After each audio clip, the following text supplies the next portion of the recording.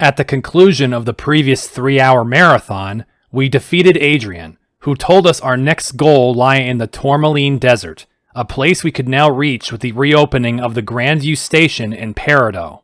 We will go there soon, but first, it's time to investigate the last spot of the Coral Gym to find the man we've been looking for, Corin Rouge. And yet, this is also not Corin Rouge. What a mastermind. We defeat the 4th imposter's 2 Pokemon, who are on a field effect I will still put off. It's coming though, believe me. When you defeat this Casanova, he then reveals the true plan of Corin Rouge. All of this wild goose chase was to buy time. We've already battled the real Corin Rouge, who has double duped us acting as an imposter. Now we must go find which one that was. Of course, when the game says you don't have much time, it means you have infinite time. So instead, we return to the Grand Hall to catch up on news like always. The news starts with reminding you of the despair you experienced last time. Gardevoir, whether out of the loop or not, reports that Ame has resigned from her position due to slight physical health concerns. None of you had to watch what I saw. Gardevoir goes on to explain how the League management has passed hands to Adrian and Victoria, the latter of which is identified as the reserve fighting leader now. The Pokemon ends her segment by reminding you what is required to become the champion. All 18 badges and conquering Victory Road. We are closer than farther now. The journalist interview is with the first of our badge's owners, Julia, who explains her origin story as a pyromaniac and then proceeds to demonstrate for Gardevoir. That won't end well. That leads us to the rundown with Arclight. The DJ remarkably makes his time slot, admitting that it's a miracle he could at all and playing down the eye patch. You're a strong man, Arclight. The DJ then gets to the matter at hand, the gym leader that we will end up facing. As we could guess, since we're going to the desert, it will be Titania. He tells us, as if we could ignore it, that Titania is not the most friendly gym leader, but she has an unexpected hobby: literature. Something that will make more sense when we reach her. Arclight then tells us something else we already know: her ace, Aegislash. Spoilers, I utterly hate that thing. We then walk up to the counter from the TV and talk to the center employee. It's time to open the wallet for one of those restoration projects. The lady gives us one of 3 choices to fund a project in the city: affordable living in Obsidia, RailNet reconstruction, or Azurine Nature Center. Whichever project you pick, you will then be locked out from funding the other 2 until you acquire another badge. As such, we can only pay for one of these, and I choose the slum renovation in Obsidia. That runs us $60,000. Well, this is what the saving was for, fork it over. By doing so, the Obsidia slums will be instantly fixed up, which brings about a number of changes and side quests to go do. At the same time, the clerk will also inform us that we are now permitted as a founder of the project to access the Grand Hall basement behind the counter. You may remember the stairs up lead to the starter room, which is completely empty, while the stairs down lead to a basement with a lot of NPCs. They build the world around what it takes to run the city. Victoria is here too, and talking with her gives a relationship point. And a personal attack. How the hell else should I make this series, Victoria? Now, around the edge of this central office are a lot of doors. Starting from the top left, the first door is locked, but the next one down leads us to another of those massive side quests that Reborn loves to foist on you. Inside, a girl named Kanaya shortly introduces herself and says she wants you to help her. Bring her 1 egg of every starter Pokemon. Yeah, that's a tallish order. She says she will reward us for every 3 eggs we bring. Of course, we accept. Naturally, in Gen 7, that means 21 different eggs. At the moment, I have a total of 14 of them, which is 1 more than usual because I have a Greninja, one of the starters that hasn't yet appeared outside of the initial choice. This means I can get 4 rewards. Or I could get them all right now. In this room is another of those silver shards, like the ones we saw in Adventurine Woods and Van Hanen Castle.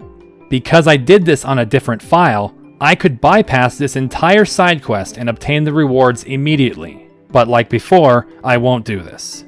I feel like that this goes against the spirit of the series if I gave myself rewards that a regular player wouldn't have naturally. Besides, I've explained where each starter we got so far was, so I will also go through the effort of turning them in. Before we start that task, let's finish searching this basement. This next door down is also locked, but this southern door goes into a room that, had you played earlier releases of Reborn, you'd know what it is.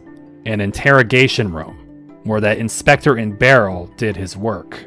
On the table are 2 more EV boosters. I'll take those.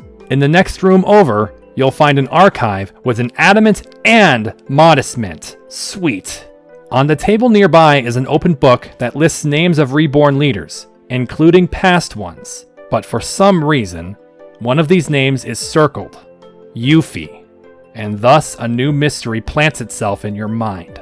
The next hallway over leads to a room labeled Corporate, but though it is open, it has no apparent use. The hallway above this contains a locked door, and the final hallway leads to a room with a techie who says he's part of the Azurine Nature Center project. Since we haven't funded that project yet, there's nothing to do here. That leaves only one more room, the topmost director's office.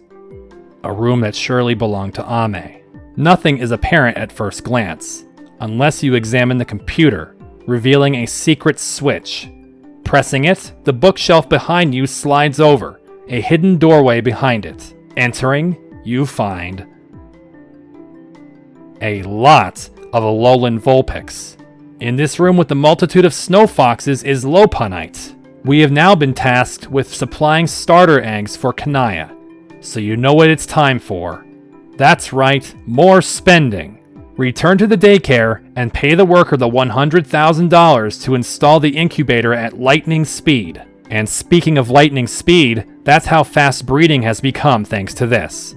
By simply putting 2 compatible Pokemon into the daycare, you can then click on this incubator to either wait for eggs or hatch the eggs. So put a starter in with Ditto and click wait for egg. This makes you face the daycare man who will then put an egg into your hands. You'll then be turned back around automatically in case you want to then immediately hatch it. You don't want to hatch these eggs though.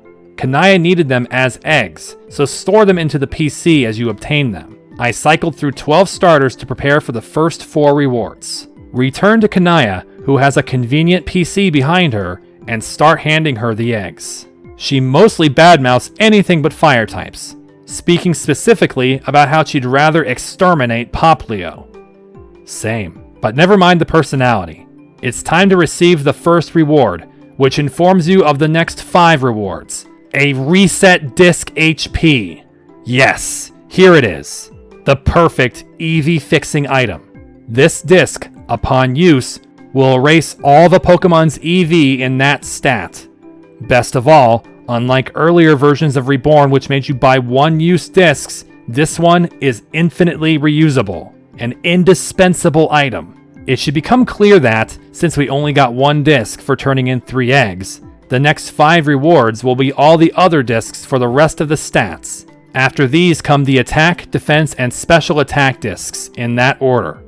Though these are great, it does expose a pretty frustrating point. If you have junk speed EVs, those will be the latest ones to remove by this method, as you will need to turn in 18 of 21 eggs. Like I said, I only have 14, so I will need 4 more starters before we are allowed to reset any stat. But we can definitely begin reworking EVs now. I go back through many of the Pokemon you've seen commonly in this playthrough so far and fix their EVs as best I can. Of course, I say fix, but that's to make their EVs not scattered around in all stats, not necessarily giving them the EVs that I should be giving them. Remember, I don't look up strats or optimizations. So if you cringe at my EV investments, I ask you avert your eyes. With only 2 starters left to turn in, we'll hold off until we find a 3rd one to get the next reward. Instead, it's time to go see what our funding has done for the Obsidia slums. When we arrive, we find a very different sight to the depressing one from episode 2. We first come upon an open-air berry garden with an upper glass deck. The inside of this building leads into a community center, which this guy says is named Solace. He says that the people in need now have access to clean apartments in return for volunteer work, along with internet access to get jobs. He then recognizes us as the benefactor for this project and says that, though he doesn't have any monetary gift for us, he can offer us one thing: a key called the Gum Key. That name alone should remind you where it goes. We'll take the key there soon, but the man also asks if we take an application to give to anyone willing to volunteer. A requirement for that application is to have a passion to help others. That sounds like one last member of a now defunct gang. Return to 7th Street and show Maxwell the app. When he reads it over, he's thrilled and believes he has what they need. Maxwell thanks us and prepares to head off, telling us beforehand how he knows we've been dealing with the huge problems in Reborn. He praises us and gives us one final gift, while making a mention that there's an item thrown in too, an Oshawott. But wait, what item did he mean? A choice band? Holy hell, a choice item already? I thought it took much longer. Though it is what is usually considered the worst of the three, this is a huge upgrade to our arsenal. With this new Oshawott too, we have 3 starters to turn in now, which nets us the next reset disc for special defense. I use it now to clean up a few more EVs on my teammates, leaving only speed. Finding 3 more starters now will take quite a bit of time, so in most cases I will probably just use berries to reduce speed EVs if there are only a small amount on each Pokemon to remove. With that done, we take a quick walk back over to Solace to see Maxwell, but he's upstairs, and from everything I can tell, we won't be able to talk to him again. That's alright though, as long as he's on his way to new glory. Always for Magma, baby. Now let's get... Oh boy. Not yet. I'm not ready for a headache just now. Instead, we have a specifically marked key to use. Return to 7th Street, then head down to the water treatment plant, and go all the way to the east side of the plant to the gum room. Open it with our new key and enter to hear the same Olivine Lighthouse remix from Glitch X City at full speed. This much peppier tempo will keep you motivated as you now try to solve this puzzle. As you walk in, you'll find a situation that may remind you of the old game called Pipe Dream. That's going to be a pretty close approximation to what we're doing here. Around the room, several segments of pipe lay disconnected from the main network. In the top right of the room, there's a PC that you can reach by pushing this pipe out of the way, which also lets you get the TM for Poison Jab.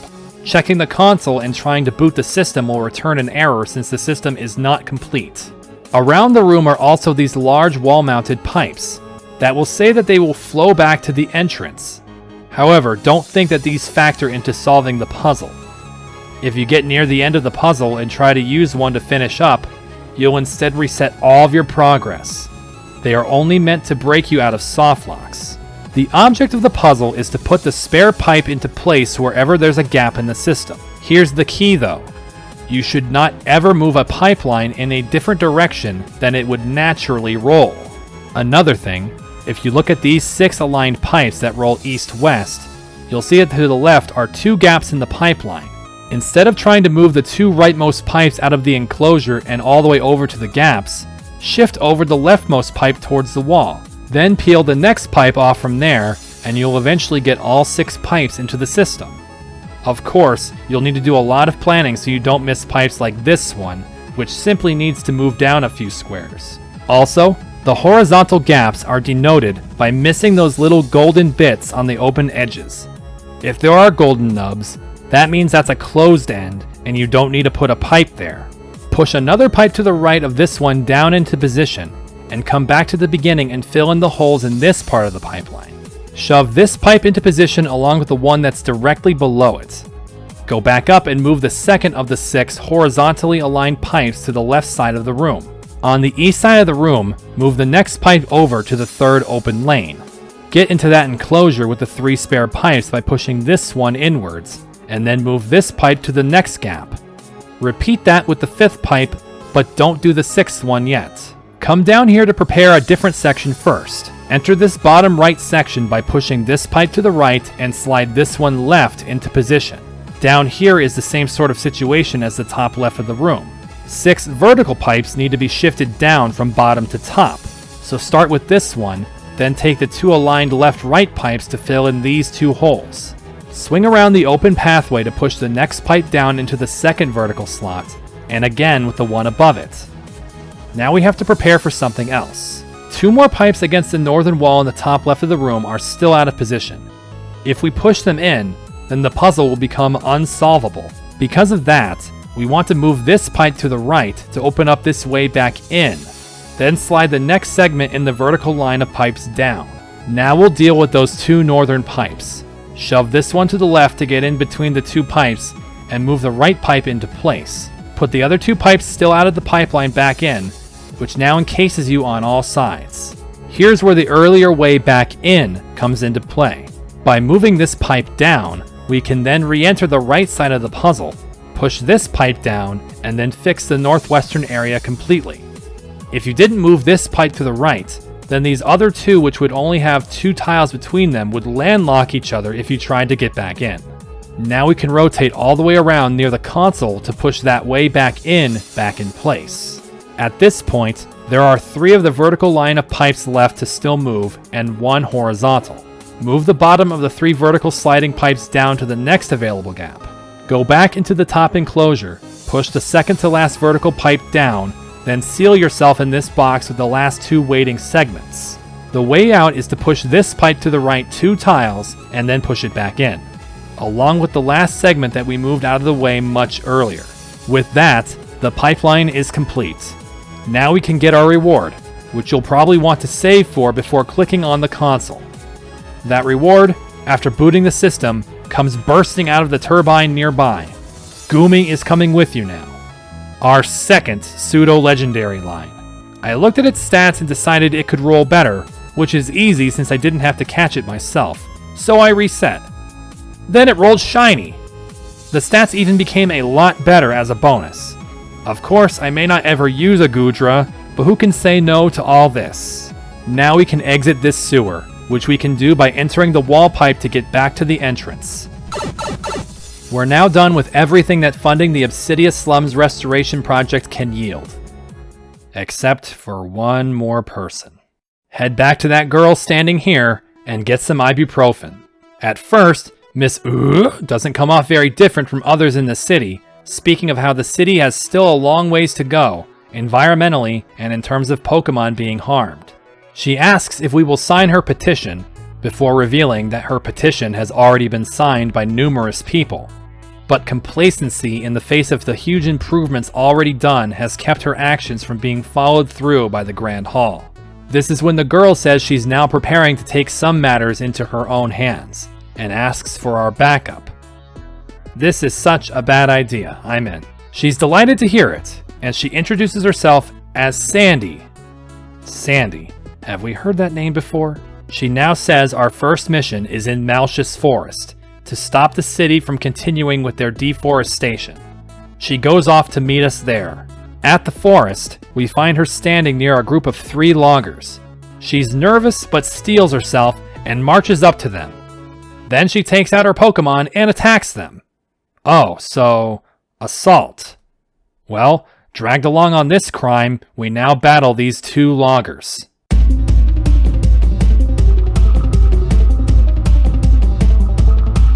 Whoa, the trainer music is different. Finally reaching the 3rd one since the last one we encountered 12 episodes ago.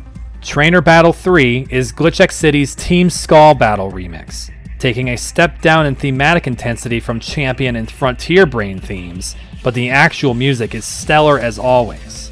I tell you what isn't stellar, starting this fight with Vanillux against Scissor and Bisharp. I did this because it was raining, and I figured that would greatly help these opponents, but Vanillux is screwed. He immediately goes down after Sandy's Pelipper does some damage with Hydro Pump, and he can't finish the Bisharp with Blizzard, though it does die to Hail. Unfortunately, a Tailwind also starts assisting their side. With the rain gone, that means that Houndoom can come in with full strength fire attacks.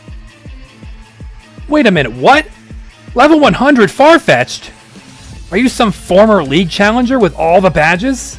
It utterly eats the Pelipper beside me, as Houndoom is bug-bitten almost to death, but easily quads out the scissor. Then we get another level 100 Farfetch'd. Is this a hell fight? It sure feels like it, as Sandy's Slash and my 1 HP Houndoom are destroyed by the birds, who are in their perfect element here on Forest Field. At level 100 with Tailwind, I'm sure that I can't outspeed these foul, and Greninja can't take one of them down with Water Shuriken. Both him and a whole Mudsdale died of more boosted Leaf Blades. Their Tailwind gives out, but I go for priority again with Meowstic's Fake Out trying to kill the weakened Farfetch'd, but it still hangs on. Meowstic is cut down instantly with Night Slash. What's really annoying is that even though the Farfetch'd I hit would just die from hail, Sandy hits it with Crunch, wasting her time. I bring in yet more priority with Talonflame as the right logger deploys a purple Scyther. I want so badly to Brave Bird that thing now, since I know I will kill it, but the out-leveled Farfetch'd is the priority. Unfortunately, it survives on red health to then respond with the same attack, killing Talonflame. Torterra managed to survive and Seed Bomb the Farfetch'd to death, but I only have one Pokemon left. That Pokemon, Heracross, is nothing in the face of the Bug Flying type, who aerial aces her right out.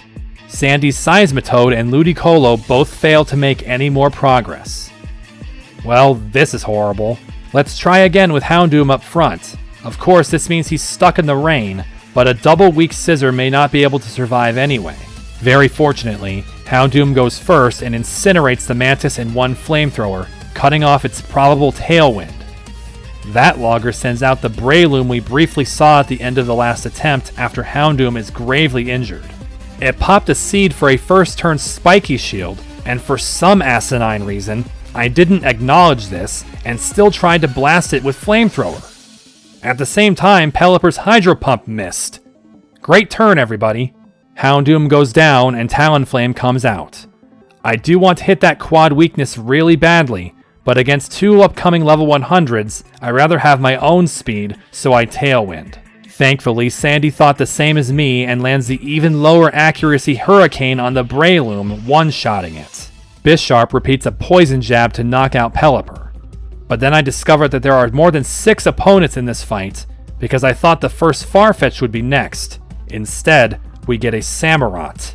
Talonflame still has Gale Wings, which he uses to take over half of the Otter's life, while Sandy's Ludicolo lands another poor accuracy move, Focus Blast, on the Bisharp to one-shot it. Samurott, though, takes down my Talonflame easily. I'm biting my nails waiting for the Farfetch'd, so I send out Vanilluxe, and this time, one of those cutting ducks arrives. I'm worried about Samurott there since Blizzard will be resisted by it, but Ludicolo is a bro, and Giga Drains it away. I'm also worried that Vanilluxe won't outspeed or one-shot the bird. Why worry? He does both. But then a terrifying combination for Vanilluxe arrives. Heracross and Hawlucha, the latter of which Spiky Shields. Fuck, the only one that Vanilluxe had a chance to kill while the Tailwind lasted. Unfortunately, even with Ludicolo's assistance against the Heracross, we don't kill it, and their side wipes our side. Tailwind is gone now, and I'd rather not have that Heracross attack once more. Meowstic fakes it out, and it faints. Hawlucha nearly kills Torterra to my right, who lands a poor Crunch and dies to hail. Farfetch'd 2 has come back to play, and I really want to deal with Hawlucha first, but with Unburden, I know it's faster, and it comes at Meowstic with that circus favorite move, Acrobatics. But she survives it and gives back a Psychic to kill the Luchador. It's amazing she outsped the Farfetch'd, who then finishes her off, only taking a small amount of Rock Slide damage from Sandslash. With Hawlucha down, the right logger sends out the brown Scyther. Yeah, the gender swapped between attempts, which made the shiny sprite switch very noticeably too. I'm treated to the most common occurrence in this playthrough when I bring out Greninja to Water Shuriken. 2 hits. Greninja wasn't the target for the bird though, as he instead takes a huge bug bite from Scyther and lives, thanks to Protean, as Sandslash is cut down easily. On the next Water Shuriken, it's easy to see that 2 hits will leave it alive, so I fully expect that to happen. Okay, so you can sometimes do more than 2 hits. Both max level birds are finished, but Greninja goes down to Scyther's attack before being finished off by a Mudsdale's Rock Slide. At last, we come to the final opponent, Torterra, who once again shields itself on the first turn. But thankfully, its move was Earthquake, something that neither my last Pokemon Heracross nor Mudsdale minded too much. With one last Mega Horn, this horrible fight is over. 2 attempts for this when I can guarantee I had many more last time. Evil usage of the Forest Field effect. Of course, I failed to remember until later that I could have burnt the forest down if I brought Camerupt, but oh well, this way would please Sandy more. But if you thought that this was a good idea to battle these 2 city workers, well, Adrian arrives now to back up the loggers. Sandy quickly adjusts her temperament to ask Adrian if they are aware of the deforestation being committed in Malchus. First, the fairy leader then identifies Sandy by her other role, that of the ground-type reserve leader. Oh, so this is all Terra's fault too. When Sandy tells Adrian she's been submitting petitions about these problems she has, Adrian says that there are complexities to her requests and goes on to warn her against attacking workers. They say that the only trees being cut from this area are the ones that were created thanks to the pulse tan growth. Adrian then asks Sandy to understand and tells us to keep an eye on Sandy. It's not like I wanted to be around Terra's understudy that much. When Adrian leaves, obviously to dole out some workman's comp, Sandy immediately goes into her next plan. Great, here's that headache I mentioned. She says that even though Azurine Lake has been cleaned up immensely, there's still a problem. The chemicals being used to clean the water are harmful to Pokemon. She says she picked up a different filter to use instead from an anonymous source. I swear to God, Sandy, you and everyone else with these anonymous sources. She flies off towards the water treatment plant, where we begrudgingly go back to as well. We arrive back in the central turbine room, where we had to battle the Pulse Swalot. Sandy tells us she's ready to replace the filter, and tells us to keep watch for anyone coming. Great, definitely more things I should be caught doing. But Sandy quickly gets our attention when she says something is coming out of the turbine. It turns out that the aforementioned pulse we defeated here left remnants of itself. Time to finish what we started. 6 level 83 Gulpins attack, but fortunately on Factory Field instead of Murkwater. With no sort of real strategy, I simply slam each of the Gulpin with most of my team, taking the poison types out faster than they gunk shot and poison down my side. When the battle is over, Sandy slaps the filter in and closes everything up. Right in time for Adrian to catch us down here. When Sandy nervously tries to play it off as just a routine inspection, Adrian points at the removed filter in her hands. No way, she says, no way she just took this filter out of that machine. Even if she hypothetically would have liked to do so to replace it with a better filter, one that hypothetically came from an illegal source. But it's all fine, she says. We beat a bunch of Gulpin inside the machine. Oops, well, that's a confession. But rather than scold Sandy, or maybe get her arrested, Adrian instead admits that what Sandy said about the harmful chemicals is true. The reason behind that is because a corporation and ambassador that are funding the restoration forced them to use that filter. Adrian mentions that the ambassador only cares about saving money. Because of this, Adrian tells her to dispose of the filter and do what she can to never cross paths with them again, and Adrian forgets this entire escapade. Well, you may forget this escapade, Adrian, but Sandy's got yet another one ready. Now she wants to sneak into the Grand Hall and find that corporate office. It's just never ending with you. Well, I'm still waiting for some kind of material reward for these hijinks, so we come back to the Grand Hall, go down to the basement to the corporate room, and find Terra Jr. waiting. After saying she got in by hiding in a shipping crate, she begins rummaging through the files and documents in the room. That's when she reads aloud the name that is on most of these papers, the apparent identity of the ambassador. Ignosia Crodberry. Sandy, whatever you're planning, I'm down. Smash the water pipes and flood the office it is. And just like that, we committed another major crime and then bump into Adrian on the way out. Adrian simply walks away, as Sandy turns and thanks us for our help. But before she goes into hiding, she then rewards us Waterium Z. That's a Z crystal I can get excited about. A ridiculously powerful weapon to put into Greninja's hands. With that, Sandy finally goes away, and we can now speak with Adrian on this floor. Adrian says the obvious. Repairing that room is going to be a headache, but off the record, they say that it would be a great excuse to keep the ambassador out of this office for a while, as well as get out of some of the legally binding agreements said ambassador forced onto Reborn. Anything that screws over Crodberry is a win in my book. At this point, we need to start heading towards the Grandview Station in Peridot to progress the story. First though, Peridot itself has a few new things to take care of. First, quickly take a look at the new move tutor who set up shop in Mosswater Market. He sells another 4-pack of eclectic moves, most notably Foul Play, just for your reference. One of the other tasks is returning to this guy. When you talk to the earlier imposter here in Peridot again, he repeats his same hint about where to find the thief. But if you talk to him again, you will actually find the man we've been looking for, Corin Rouge. The 5th time is the charm, but if you think that this is the end of the line, you're mistaken. This is actually very close to the beginning of the line, as Corin Rouge announces that his train has just come in, and immediately jumps aboard the moving train that passes at that moment. Damn. Once again, we are the fools, but not for much longer.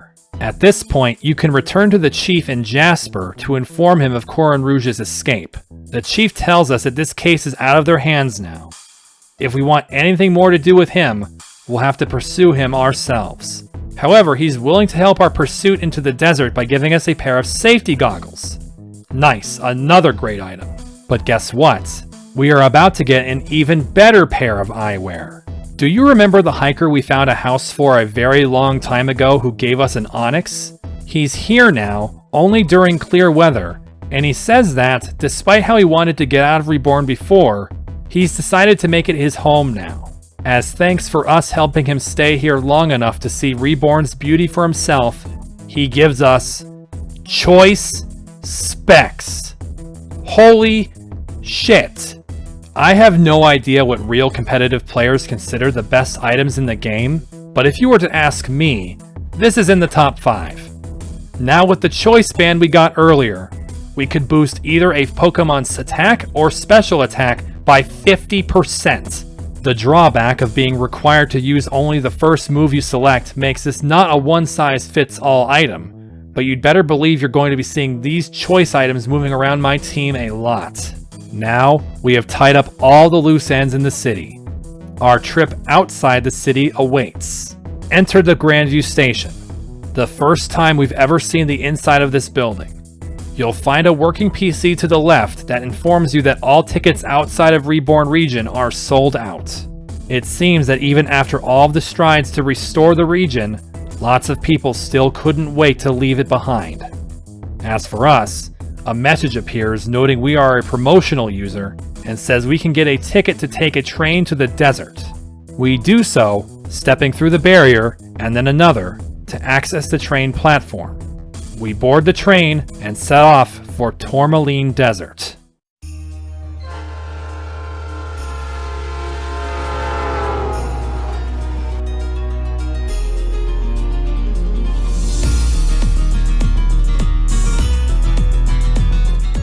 We arrive, and there's no one here. Well, of course not. Why would someone be waiting for us here? What a weird thing to say. Anyway, welcome to another massive exploration segment, the Tourmaline Desert. We only briefly saw this place in the very beginning of the game, and we only heard this music play for a short time.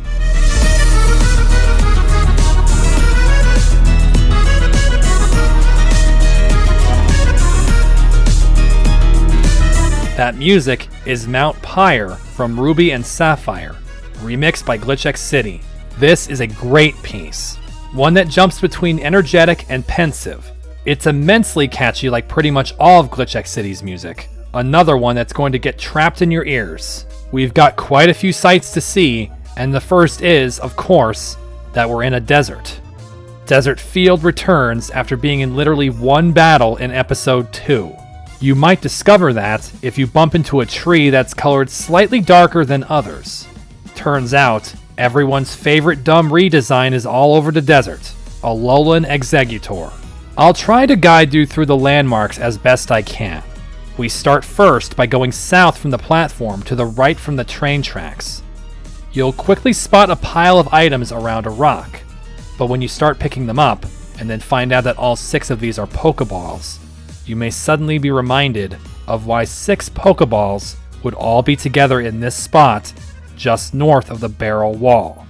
Walk west now along the wall past this pillar to find this visible item.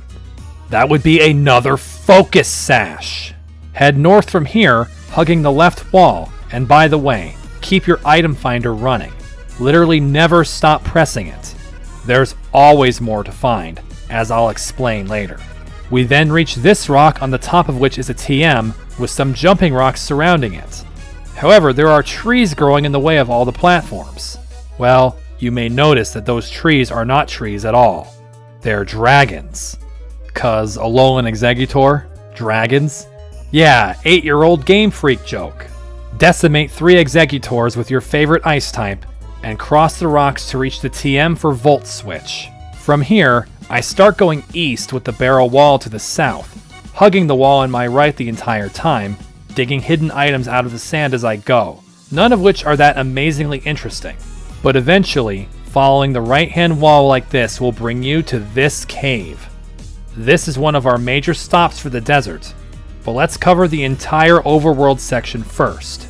If you keep following the right wall some more, you'll see these dead trees near a little hill and a visible item, a max elixir. Continuing with this right-hand wall approach, you'll come to a point where you'll notice you're heading north for quite a while. As you go, man-made ruins start appearing, until you reach a dead end with several fetid ponds. In the middle of this very dead land is the TM for Sludge Bomb. To the north, if you need a few more bucks, is a rare bone. Start heading back south, then west, staying near the mountain wall. Eventually, you'll see more man-made structures. Unlike the ruins, these were not meant to be here. This is the outskirts of the scrapyard, which is where we will head when we decide to advance the storyline, so this one will come after everything else we have to do in the desert. Just make sure to keep dousing the ground around the crashed cars to find items, paying no mind to why they got there. Eventually, you'll reach a point where north-south train tracks bisect your path. Head north on these tracks alongside the scrapyard. Begin hugging the left side now, going towards the northwest. As you do, you'll spot a TM stuck behind another train car. Head around the landscape and get blocked by something very difficult. A shiny crocodile. The first wild shiny Pokemon of the episode, if you don't count the shiny Woobat I didn't tell you about that I found while grinding some secret Pokemon. And this crocodile, whew, I almost lost it. Not because I killed it, because it almost killed me. I discovered that I was very low on Ultra Balls when I encountered this croc, and besides that, he's just a pain to get at these levels.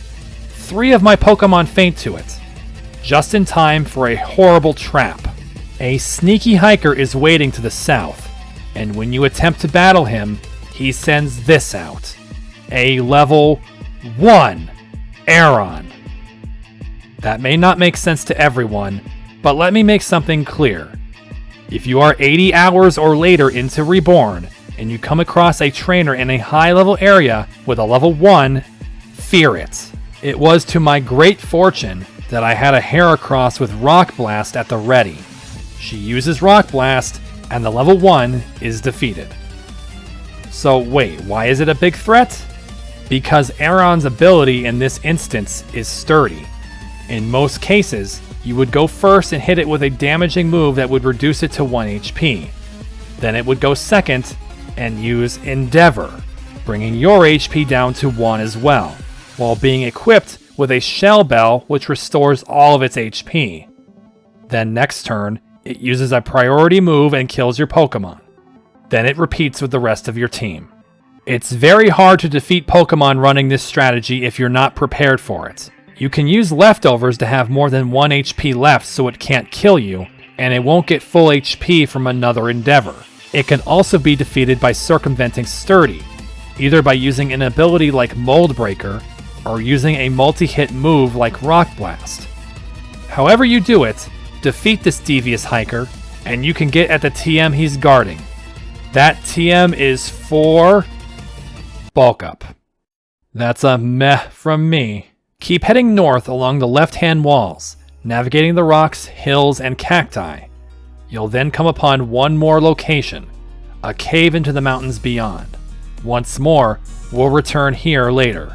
If you head to the east now, get back on the train tracks and try to head further north, you will be stopped at the site of a vicious sandstorm ahead. You will be unable to proceed any further north.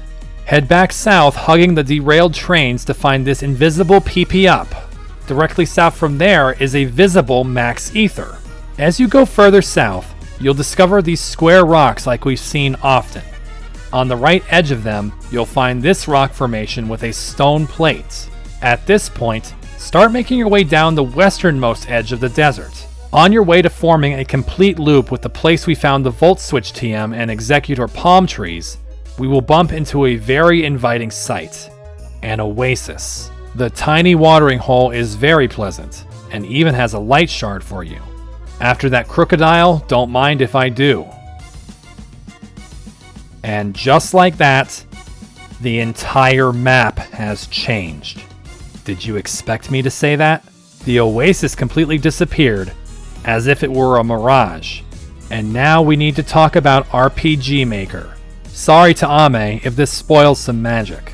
In RPG Maker, the engine on which Reborn and many other fan and indie games are made, every action that occurs is set up with what are called events. Everything that is interactive in a game is an event, and can be repeatable or happen only once. A story event, naturally, is something that only happens once, while, for instance, a shop is repeatable. There are limitations to what events can do. Events can make characters move and appear or disappear, or start battles. But in terms of map geometry and tiles, events cannot change them. But you know what they can change? The map you're standing in. What you just saw, where the oasis disappeared as if all the tiles were changed, was actually a teleport to another map. One where all of the hidden ground items are all different than the one you were just exploring. This is why you want to keep using your item finder. Even if you searched a place with the item finder, search it again. This affects the southern open area of this desert, not anything to do with the northern scrapyard areas. And here's a spoiler. There are more oases, 3 others, which cycle between a grand total of 4 versions of the desert map. We just left the first one, and now we are on the second one. I give all credit for my learning this to Big JRA. I want to say to Big JRA directly, my hat's off to you. The fact that you went to all the trouble you did for your guide, including even denoting every hidden item on each of these maps, is not something I take lightly. I can't count the number of times your guide has helped me throughout this series, and you have all of my thanks and praise. With that big aside out of the way, you might be wondering, why the hell does the oasis have to disappear anyway? Why design and implement such a tedious solution with 4 of the same map? That answer is coming in the next few minutes, and was hinted at back in episode 8. Now let's proceed and find Shiny Dugtrio. Again, why catch everything you see the first time when you can just wait for the shiny version? We head south following the wall until we finally found the place where the Volt Switch TM was. This covers the outer ring of the desert, but there's the interior still to explore. We're in search of 2 more oases, so let's find them. As we look for one, we find Shiny Maractus. Painted Desert Maractus is a great color scheme. This Maractus was found while I was moving up along the right-hand wall in the southeast of the desert until I found these colorful trees. Head north from there, and we find the second oasis. Defeat this trainer nearby, who says he already got the badge from this desert.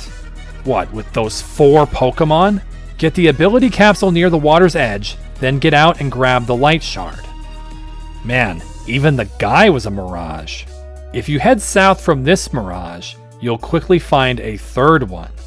Pick up the hidden items lying around the pool, then pick up the light shard to erase the pool from existence. By visiting this third oasis, something has changed in the desert. You'll see what if you head back to the northeast. On the way there, this shiny Marowak appeared. Another great design, the ghostly color scheme. Now you'll be approaching the northeastern cul-de-sac, where we found the Sludge Bomb TM amid some fetid ponds. Now you'll find a veritable paradise. At its center, a tower stands. Before we go inside, look around the crystal waters for more items. If you were to be very intrepid, then you might go behind a tower and notice that you can walk quite a bit north, and then west onto the ridge. Ooh, this is the kind of secret place I like. You'll walk around this upper tier of the desert and find... That has to be a mirage. No, that's Marcello. He sells you lemonade. No tricks, no vanishing. The Leafeon is real too. Pet it. That won't be the only evolution we meet this episode. Now there's one more thing to do here. Investigate this tree. Once again, that's not a tree. It's level 100 this time. Chop it down, and then take a look inside the pot it was just standing in to find Dragonium Z. With that, leaving out the scrapyard, everything noteworthy in the outside of Tourmaline Desert is done. Now we head into the first interior area, Mirage Tower.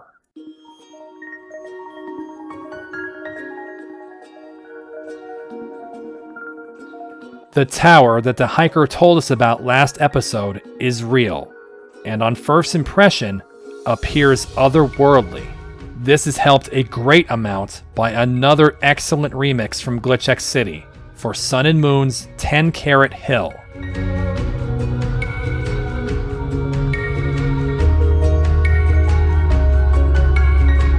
It's a good thing this music is so good, because you'd be listening to it for a good while with the puzzle we're faced with next. The first room demonstrates the objective very simply.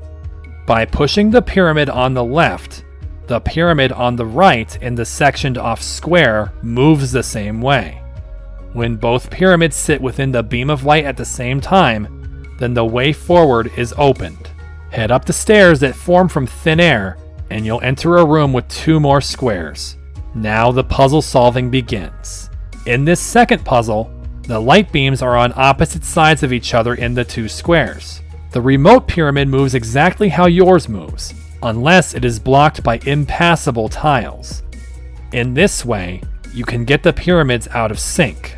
The solution here is to move your pyramid down to the bottom of the square and left 1 tile, then push it up. While it moves, the other pyramid is stuck near its beam of light. 1 more push towards the light will complete this step. Up more appearing stairs into the next room, the third iteration continues building in difficulty. Now the 2 pyramids must reach corners close to each other. Another thing to know is that pushing on your own pyramid into a wall does not prevent the partner pyramid from moving. In that way, you can push on the right of your pyramid until the other one slides into view. From here, pushing your pyramid down into another immobile pyramid will nestle the right side pyramid into its final destination. All you have to do to solve the left side is to never push your pyramid up, since that's the only way the remote pyramid can move away from the light. Step 4 is in the room to your right. Now both pyramids start and must end in the same spots, but their obstacles are very different. You want to start by moving the mini ziggurat down 3 tiles, then right 1. While it's flush against the block to the north, push it up once to have the right pyramid find a way to the right. Push right 2 more tiles, then up 1, then 2 more right. Push down on your pyramid until the other aligns perfectly on the right, then guide it the rest of the way with 1 left, 2 down, and 1 right. When you solve the puzzle, you may be confused where the stairs appeared. Eventually, you'll head back and realize that there's more of that Aesher painting stuff happening. Ignoring the cognitive dissonance your player character would surely be having walking through this physically impossible place, you'll come into this room with the 5th version of this puzzle. the difficulty ramps up even higher. Now the two circles of light sit in the middle of the space, with vastly different topographies facing the two roaming pyramids. The solution involves making a circular trip with the left pyramid. Start by moving it down 2 tiles, then all the way over to the right. Push your pyramid down many times until the ghostly pyramid reaches the bottom right corner. Move to the left 2 tiles now, but don't keep going until you move up 1 tile, otherwise you'll get into a corner and fail the puzzle. You have to move 2 tiles left first to paralyze the right pyramid in a tunnel. Now push your ziggurat all the way to the left, then up to return to the starting position. The partner pyramid should be 3 tiles to the left of the lights. Move the pyramid 5 tiles right and exactly 2 tiles down. If you do this, the other pyramid cannot move further down, and now, both pyramids are on the same row as their respective lights. You'll see that both of the light beams are exactly in the middle of their rows. This means you can push your pyramid all the way to the left, then back right 3 tiles, and step 5 is completed. At that moment, you hear a shattering sound. Walking north, you'll see that the way on is not by stairs, but through this small shattered mirror frame. You might have thought this was the end of the puzzle, but no. We have one last iteration to conquer. Naturally, it's the hardest one, because you can lose the puzzle very easily and not know it. The 2 pyramids must go in opposite directions around a grid of evenly spaced barriers. If you move your pyramid directly to its light, then the sectioned off pyramid rests in the lower left corner. From this position, that means you can move your pyramid any direction but up, and the other pyramid will stay in its fixed position. What you need to do is bring your pyramid over to its light spot, then go down to the very bottom, then all the way right. From here, you'll have the ability to move the ghost pyramid up and right as you wish. As such, move it up 3 tiles, then right 4. Move it a single tile up to pin it between 2 other blocks, which then allows you to move your pyramid to the left without disturbing the other. In that way, you can do what we did on the last iteration and move our pyramid over the column with our lights so that both of the pyramids are in the correct column. The final step is to move our pyramid up to be exactly 2 tiles above the light, then move it back down, and with that, the pyramid light puzzles are completed. So what's your reward for all this as you take the final long and winding staircase? Nothing. What? What went wrong? Why and how are we back outside? Wait, was this glass always here to the south? What the fuck? We haven't exited Mirage Tower yet. But before you charge forward through this mindfuck, there's something you should know.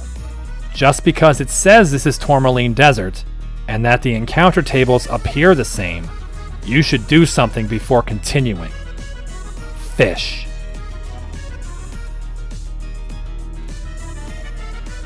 Fion? That's right. Quietly living in this pool that may or may not exist is what I would call Pokemon's only pseudo-mythical. The Pokemon born from Manaphy, who may never become Manaphy itself.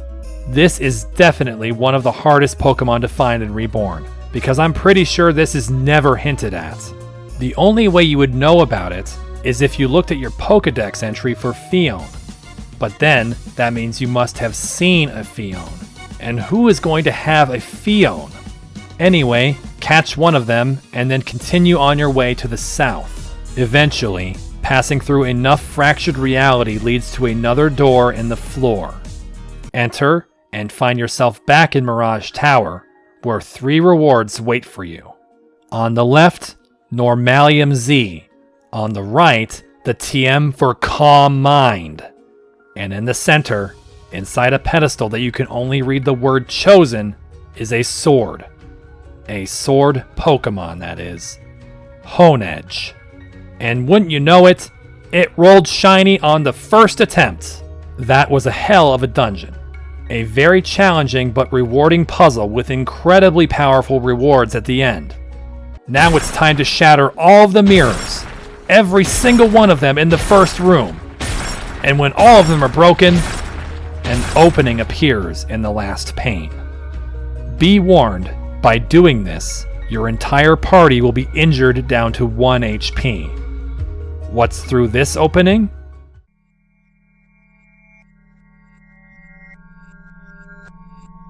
A much scarier place than we just were. A haunted, dark tomb. Walking around, you'll be accosted by many ghost types as you spelunk around the narrow tunnels that aren't blocked with massive spider webs. Many directions are dead ends, in more ways than one. Your item finder will lead you to more loot to plunder from these restless souls. If you head down this tunnel, you'll find a way around to the left side of the pitch black maze. Take the cotton candy from this corpse. Do it. Feed your Pokemon the cotton candy from the dead creature. Keep heading north, winding through the corridors until you discover a different ghost type standing all by itself. Pick up the poison memory next to it, then speak to the Mimikyu. Both of the aces Shade ever used are in this tower, and this one requires you catch it yourself. I did this without healing, so I'm expecting Talonflame to go down after breaking its disguise. But the Mimikyu is friendly. It pain splits Talonflame, giving him 90 HP. Thanks! I then catch it, and now we can get the hell out of here. That's one of the desert side areas complete. Time for the next one. Return to the large opening in the sand south of Mirage Tower, being sure to be stocked up with Ultra Balls, and enter Sujuline Cave.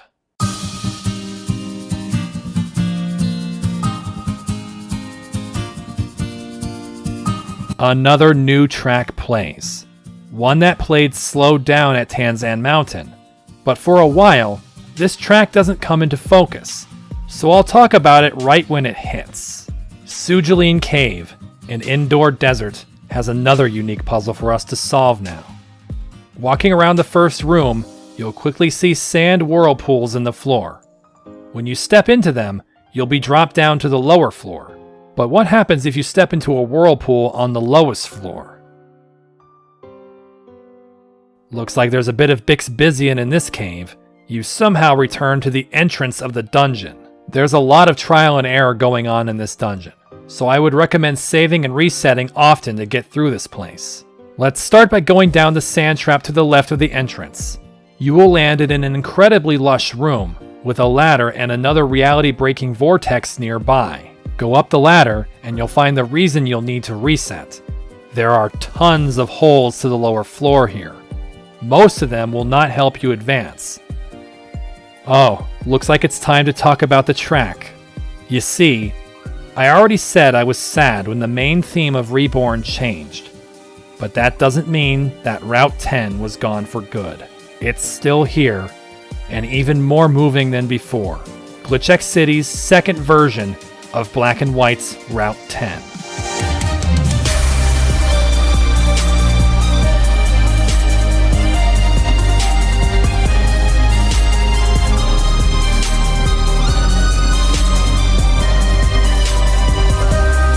Top 5. Right up there with Mount Coronet. After all the time I played this game, I still get chills with this track. For what it meant back when I first heard it, what it meant as I continued playing, and what it means now. I wanted to get this one in the very top right of the room out of the way. You will land on a stone platform, and up another ladder, you'll find a Draco plate. After this, you'll have to take this whirlpool to end up back at the entrance. So what is the goal of this cave?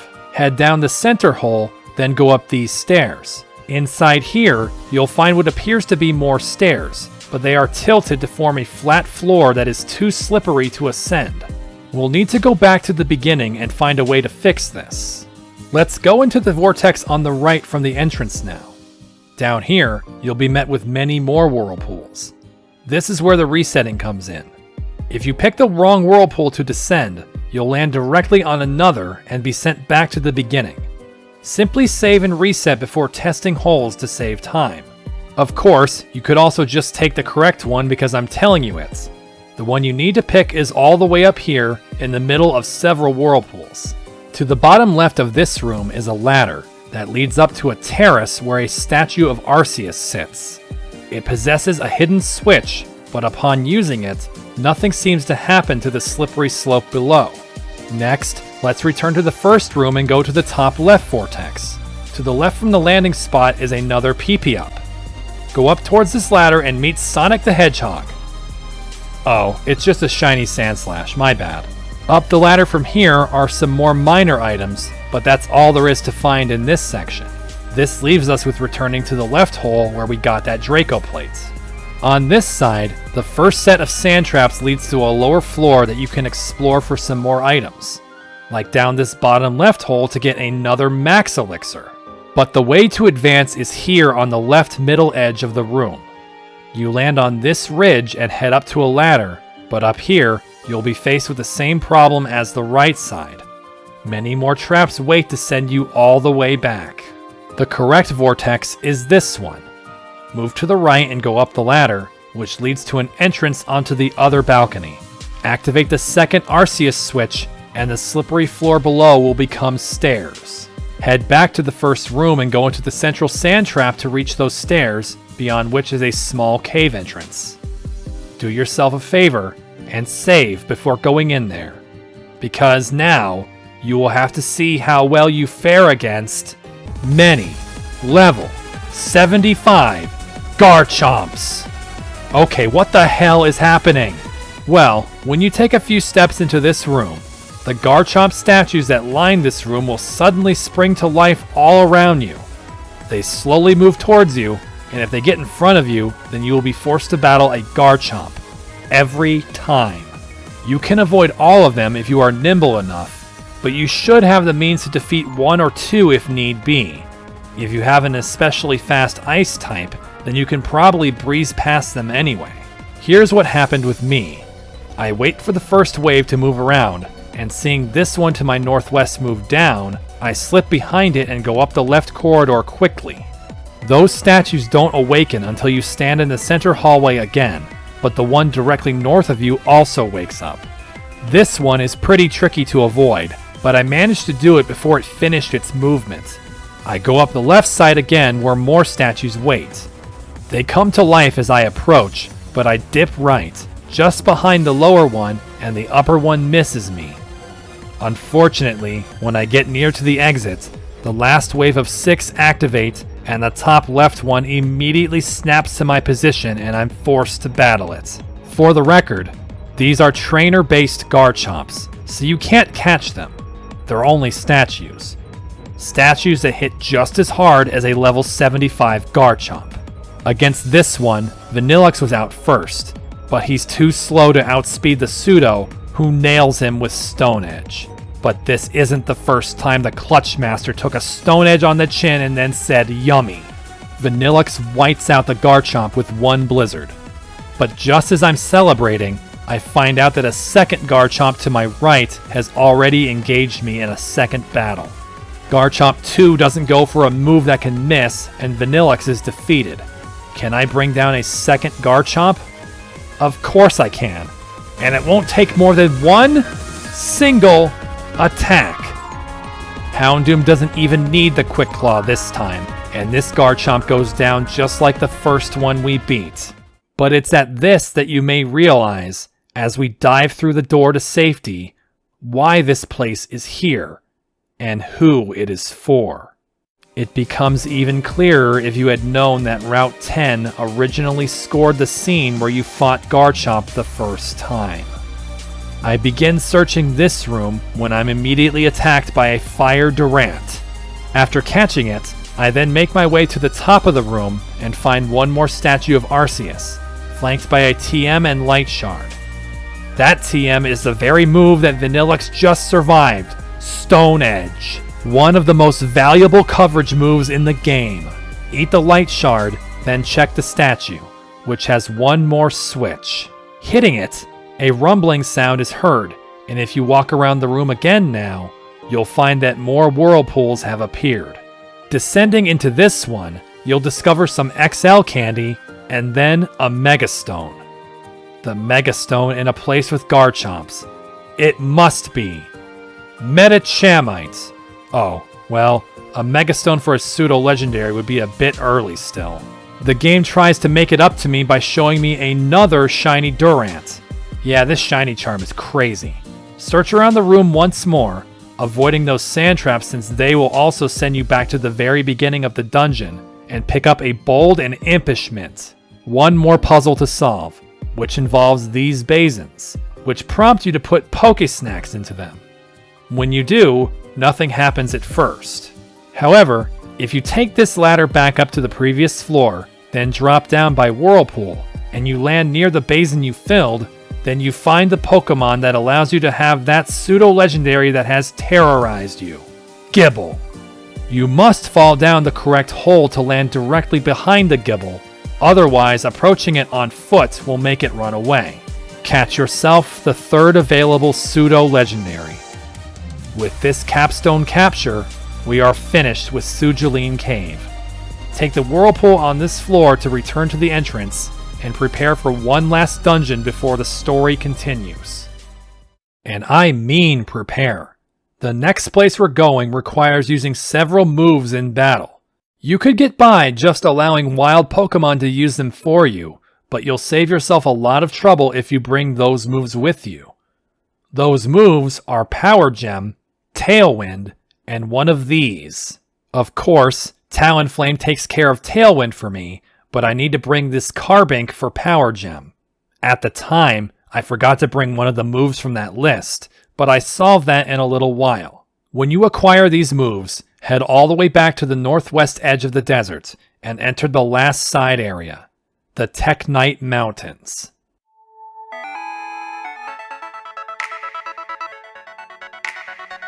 Yet again, a new track plays that takes some time to hit it, but from the first notes, you should know what game it's from.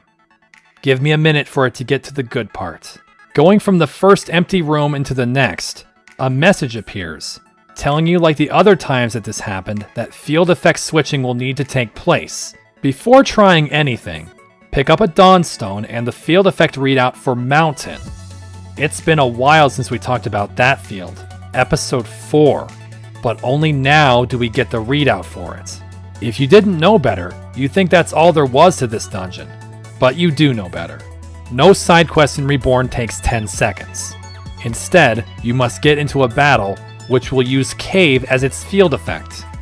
The hint about shimmering light should make you think about what other fields Cave can change into.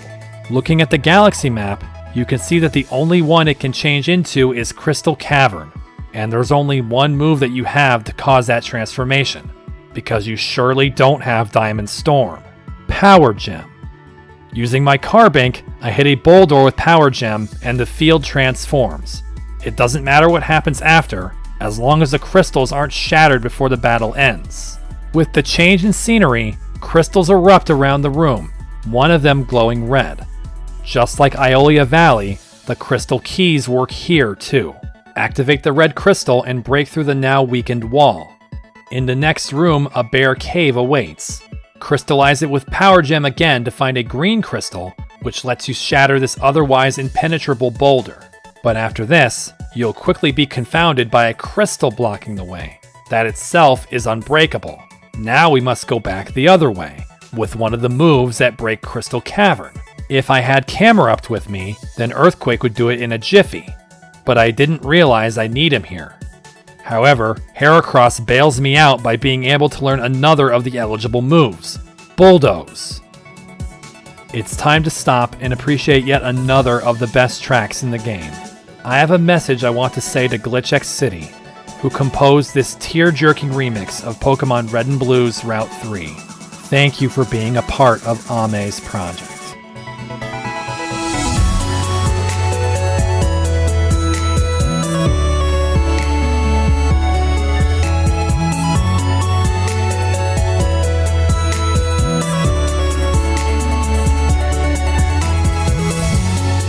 I didn't know about you before I played Reborn, but your work is so important to it, it feels like these songs were created for Reborn. I know that's not true. These songs all stand on their own, and show how amazing of an artist you are. Your love for the franchise is apparent in every track, and represents the love this whole fanbase has for these games. When I hear this track, I'm a kid again, and Pokemon is just as magical today as it was when I first turned on Pokemon Red. When you smash the crystals to get onto this ledge, you'll then need to power gem it back to Crystal Cavern to use the red crystal to move into the next room. The same things will need to be done again to get past this soon-to-be green rock. Looking around the room, you'll find that you can get out to the northwest, but let's get done inside the cave first. Crystals block the way to the west, so bulldoze them. Walk through a small transitional room into this one with a very fast stream. You can't surf on this stream, so crystallize the room and find a convenient blue crystal. A bridge forms, letting you get into the end cap room, which contains Buginium Z. Slowly, we are accumulating the generic Z crystals. Now we can head back, but that short room we passed through will bar our path with crystals, so bulldoze them too. This leads us back to the room with 2 other exits. Take the left one first. We come outside now to find a new combination of old obstacles: jumping squares and strength boulders. They don't hamper your progress so much, as the boulders can mostly only be pushed onto other jumping squares. This first one can be moved south from the north only. Find the path to approach the next boulder from above, but as you look at the boulder beyond that, it looks like we need to move left more, but we can't push that boulder south. Oh, but you can! In this one case, you can shove the boulder down that odd-looking hole and proceed.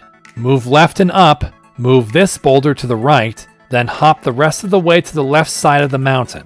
After passing through a cave section really quick, go back outside to be here. Snake around the jumping squares and trees to find this staircase, which then leads you to a TM you don't want to miss. Swords Dance. From here, if you look carefully, you can see that you can jump onto this rock and begin hopping left.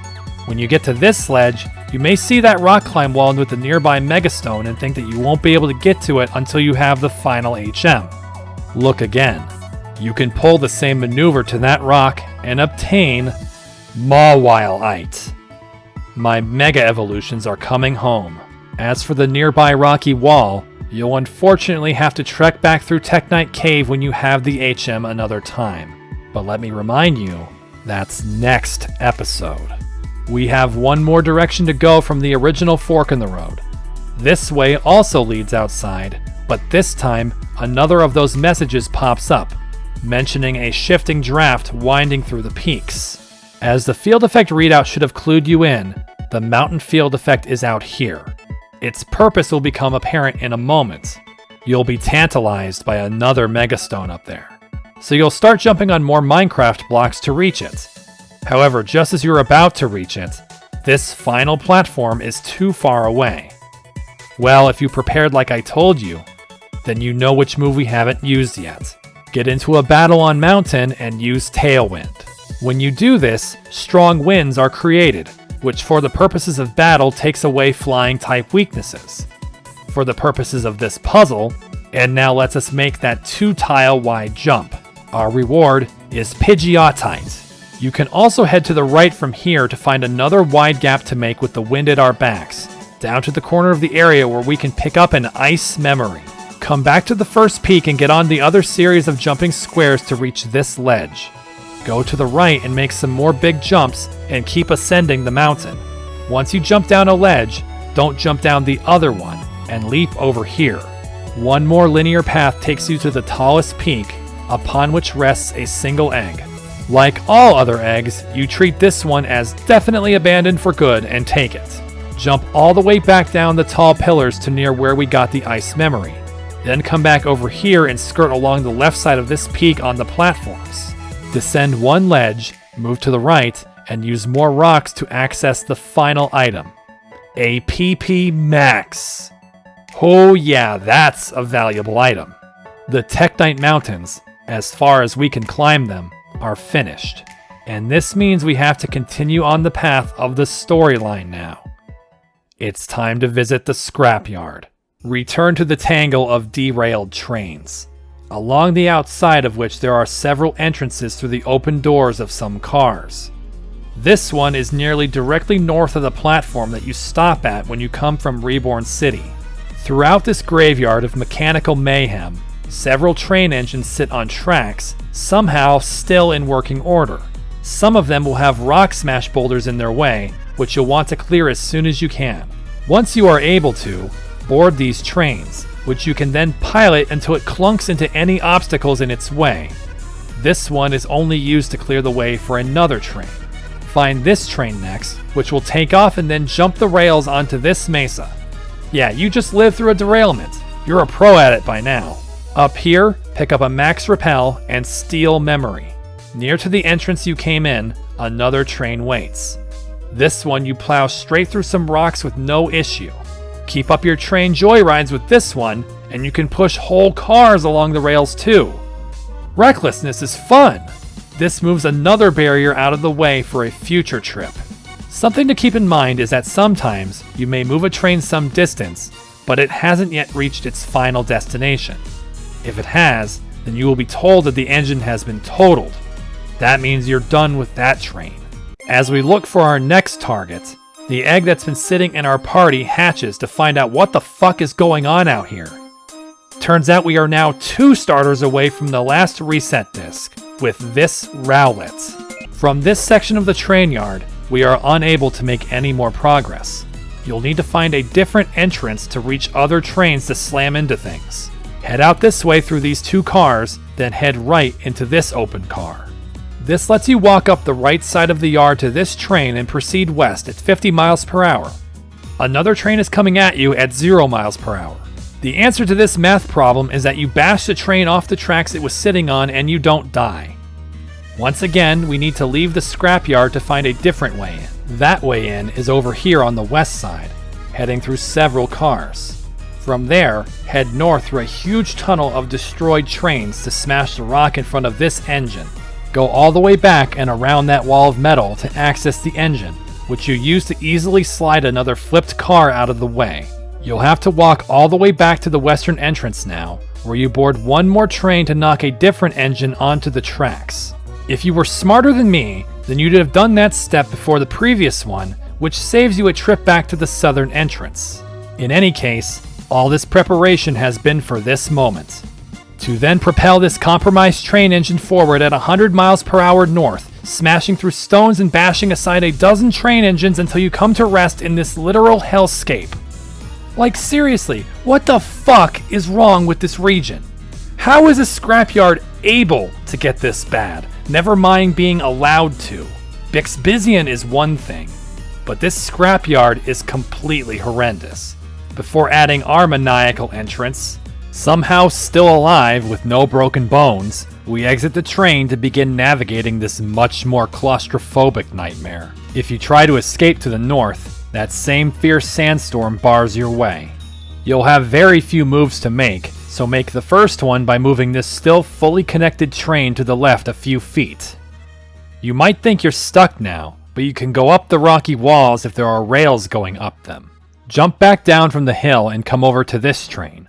Now it has a clear shot to the south. When you take it down there, you'll get off and find that this one could still keep going if you remove the next barricade.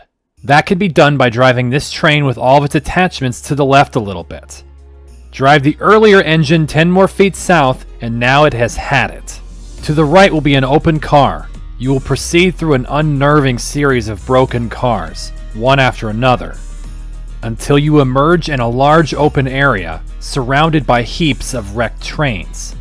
You won't believe this, but we just found a town. Just to the south of where you entered from, another car door is open. Go inside, and lo and behold, another person is here. When you talk to the lady, the first thing she asks is if we know her or were sent by someone. No, unless your name is Titania. Her name is Persephone, or Percy, and says we should speak to this town's leader, Europa. Exit the car and go south some more, and you'll quickly find Europa outside. She welcomes you, saying how newcomers are rare here in Train Town. She goes on to say how living in a godforsaken scrapyard isn't easy, especially one in the middle of a desert, so food and water can be scarce, but it is worth it for this freedom.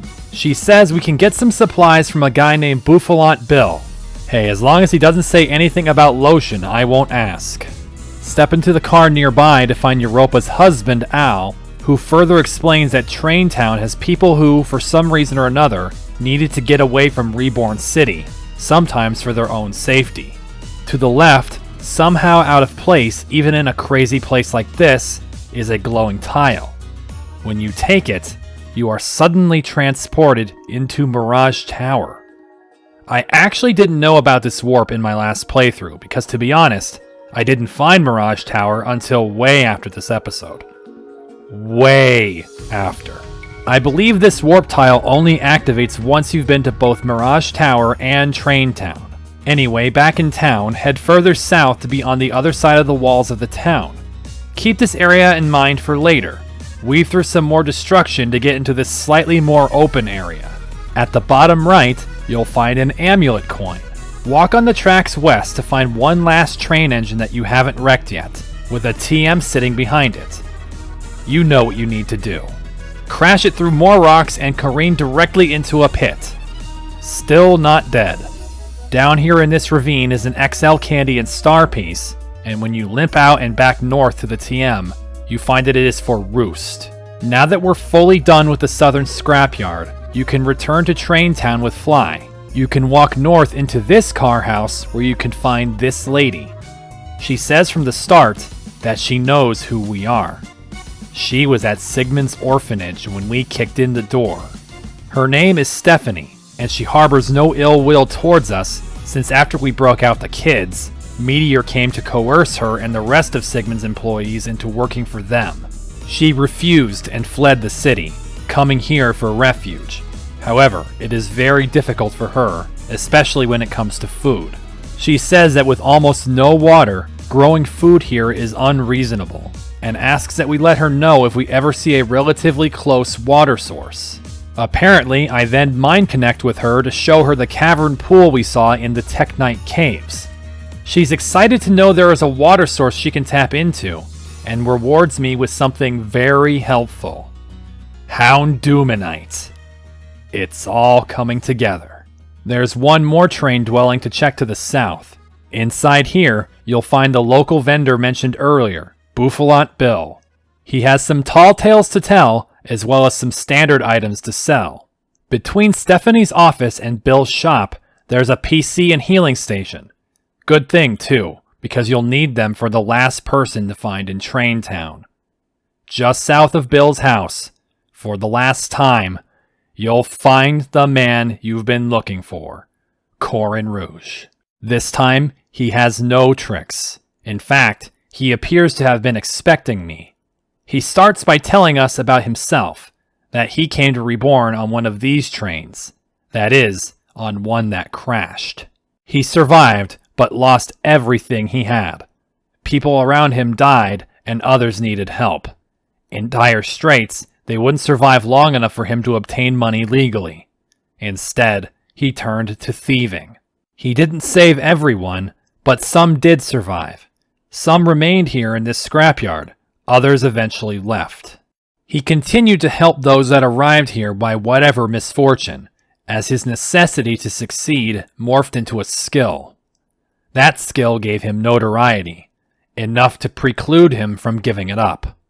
Now, he also needs to protect these people and others, so to that end, he stole our ultimate Pokemon. He says it's nothing personal, but goes on to tell us that he won't simply give it back. He will protect his home here. It's time to bring the chase from the very start of the game to an end. Only one of us is walking away with the ultimate badass Pokemon.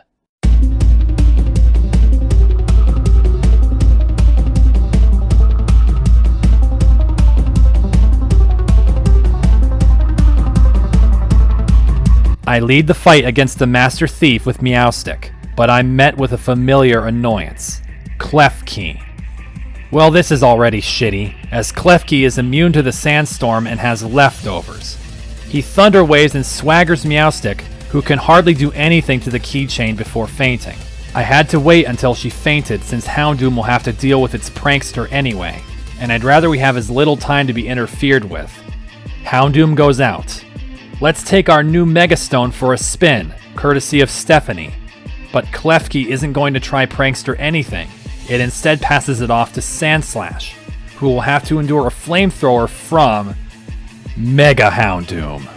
It takes half damage from Flamethrower, which makes me worried that he's just going to go down to this Earthquake. Nope. The near doubling of his defense as Mega Houndoom keeps him alive to burn away the Quillrat. Oops, for some reason, Set Mode is on in this battle. That's strange. Anyway, Corin Rouge sends out Delphox next. Oh no, is Houndoom fast enough for Destiny Bond? No. Here's another Delphox to obliterate my party.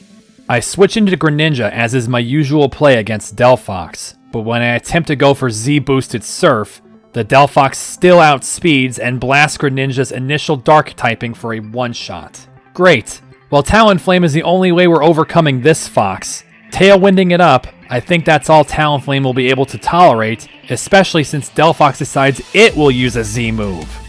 But since it was Inferno Overdrive, Talonflame resists it and survives. He goes for a huge Brave Bird, but that's not enough to kill. But the weather will bring the Fox down in a couple turns. I decide to make the weather my choice with Vanillux, thinking that Tailwind might be able to propel him in front of the Delphox. Instead, she reminds me that Vanillux is literally a snow cone in a desert, and melts him with one heat wave. Fortunately, the hail finally takes out Delphox. Unfortunately, I'm down to my last Pokemon, Heracross. Now the set mode doesn't even matter. Out in front of her is Klefki again. But remember what we had to teach her for Teknite? Bulldoze. But Klefki goes first with Swagger and hits. With incredible luck, Heracross lands the Bulldoze without self-damage and Klefki is buried. I thought this was nice, but there's no way I win this, especially as Tailwind runs out. Corin Rouge sends out Liepard next. Can she outspeed that? Please no confusion damage. Holy shit, Heracross went first and didn't hurt herself, and now there's only 2 left. The next Pokemon out is Cacturne. I can hit that too. But even though Cacturne is definitely slower, it gets a Sucker Punch in first. No! A crit at that moment? This stings even worse when Heracross manages to shake off confusion now and even land the Mega Horn for an easy kill. But now, even after a level up, Heracross has both weather damage and burn damage to take. Does she have enough HP left? She does! But now, I have to overcome one more Pokemon. The ultimate, badass Pokemon that has eluded us for so long. I have a Heracross on the brink of death. But against this Titanic Pokemon, can she go first and one-shot it? This is it. Bow down before the awesome might of this huge guy who's carrying the real contestant. You want to know what's funny? Other than the fact that this game-long side quest ends with the same Pokemon that the dude was selling in front of Mount Moon in Red and Blue, I actually thought I could still lose to it. If it weren't for close combat having 100% accuracy, then there was a chance where I missed one of my moves and died to hail and burn damage. I would have lost to a Magikarp, and it would have absolutely deserved the title of Badass Pokemon. In the end, one last close combat brings this side quest to an end. Corin Rouge is speechless, before announcing he's turning himself in. After all this time, you obtained the Pokemon you've been pursuing. It's finally yours. Might as well save scum it a few times for good stats, if we ever do want to use a Gyarados. Now you may have the question about whether you could find Magikarp besides here. Nope. Not until immensely later. That shady salesman who tried selling us this Magikarp from the beginning of the game was surely from another region. I actually did save a historical recap for this fight from my last file. The way 4 of my teammates are alive would make you think I had an easy time back then, but I can tell you for sure that I remember speeding through the scripted walking before the fight many times. What an unbelievably lucky fight today. It seems that enough time has passed that night has fallen on Train Town. In that case, you can find all of its residents over here in the southwest having a small party. They only offer more world building about their town, but Al mentions that besides the group we've met here, they sometimes have one other visitor. Titania. That's right, the entire reason for coming out here and turning this desert upside down. It's time to find Titania, who Julia said built her gym around here. There's only one more path we can take, by going back through the southern town wall and going right. Another car waits for you to enter into this densely packed metal disaster. You'll begin traversing the broken down cars one after another. As time goes on, the eeriness becomes more palpable. The cars feeling more liminal every time you step into a new one. The creep factor rises considerably when you enter a sideways train containing an entire wall of books. Bookshelves and working lights show up frequently now, as you start to forget if you were in a train wreck or a library. Neither. You're in a fairy tale.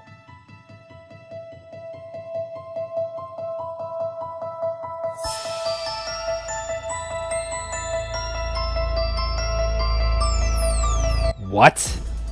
How? How can this place exist? The longer you travel through Reborn, the more and more your grip on reality seems to loosen. Seemingly impossible sights become the norm. Questions continue to pile up, never to get anywhere, like a field of derailed trains. It's time to face my fears, because there's no escaping the inevitable. This strange dimension you walked into bears a field effect that you have seen already. Once upon a time, Oildrum described the newest field effect, Fairy Tale Field.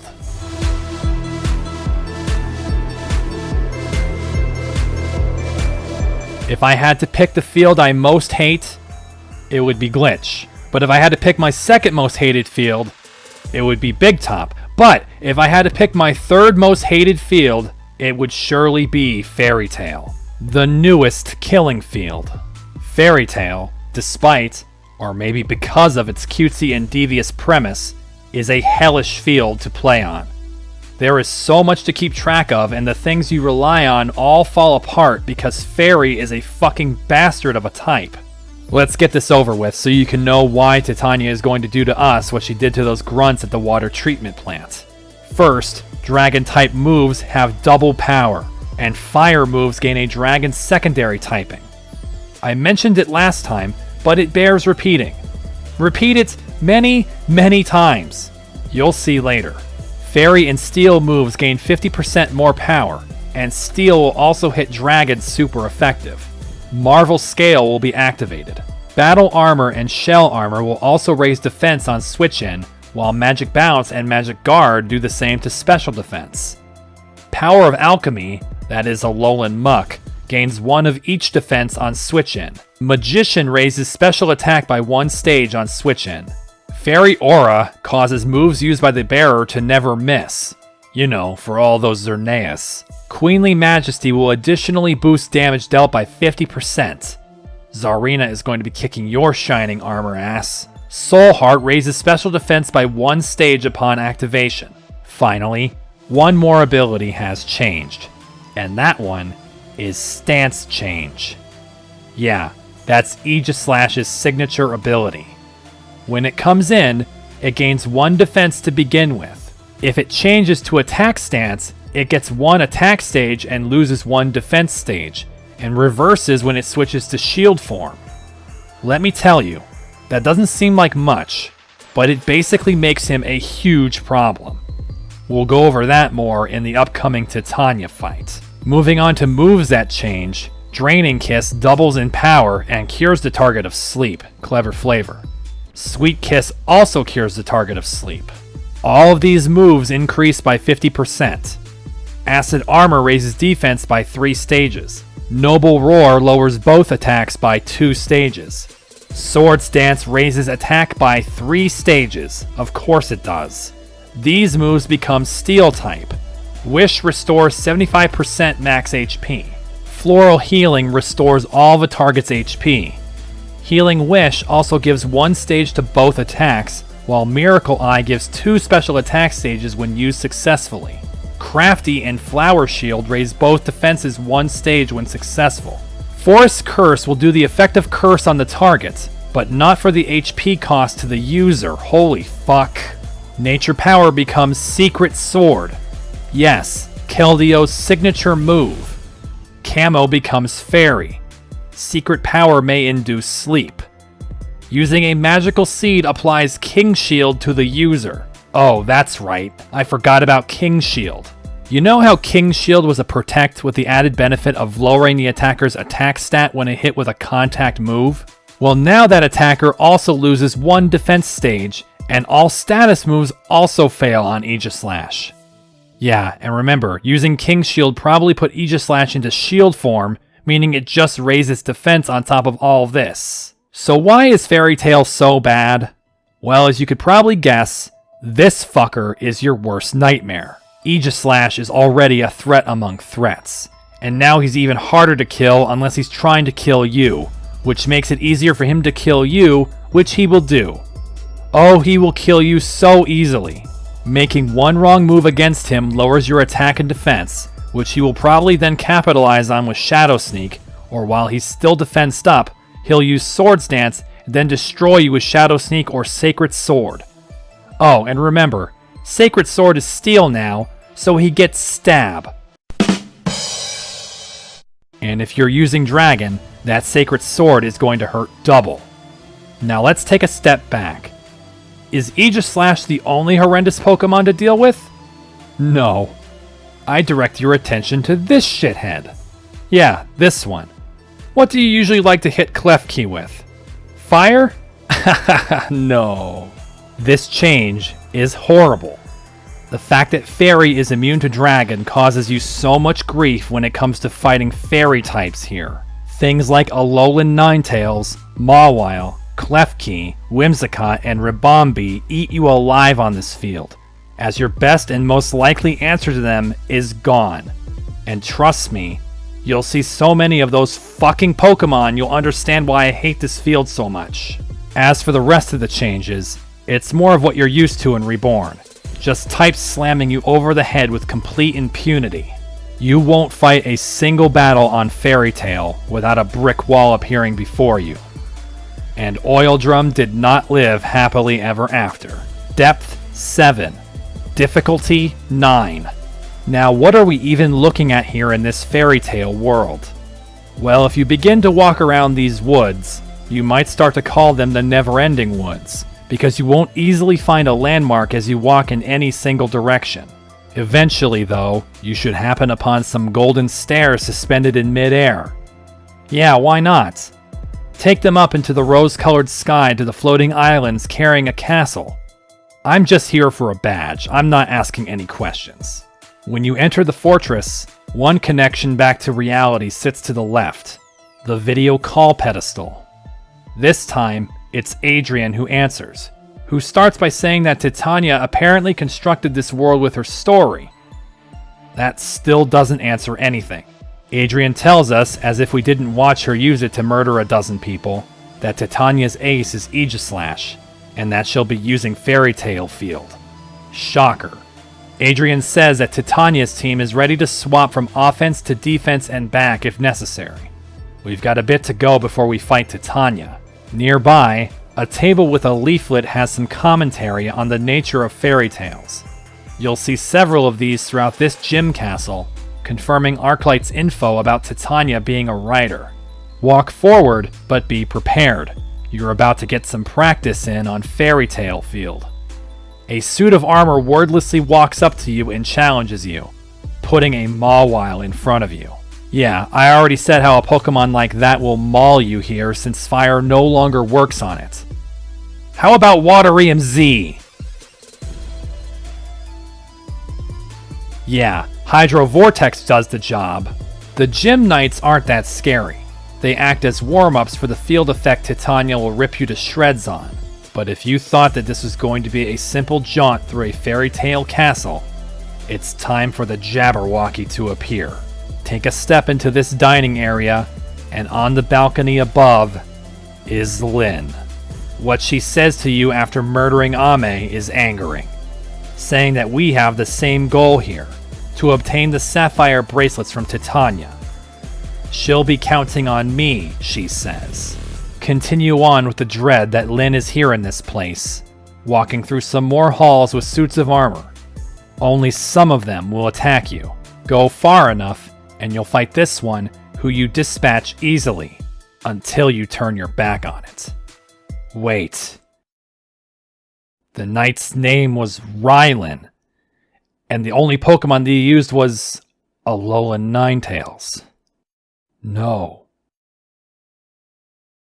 You awaken after Lynn knocks you out in a bed, in what appears to be a tower. The pages of literature on the tables of each floor continue to write the story, but no matter how many flights of stairs you climb, up or down, you are stuck in this tower, alone. When you can't take it anymore, jump out the window.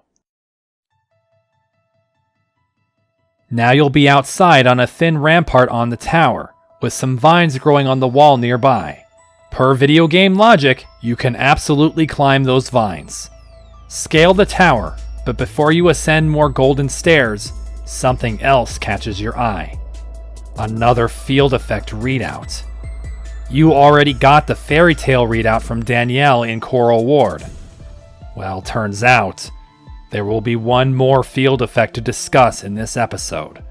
Very soon.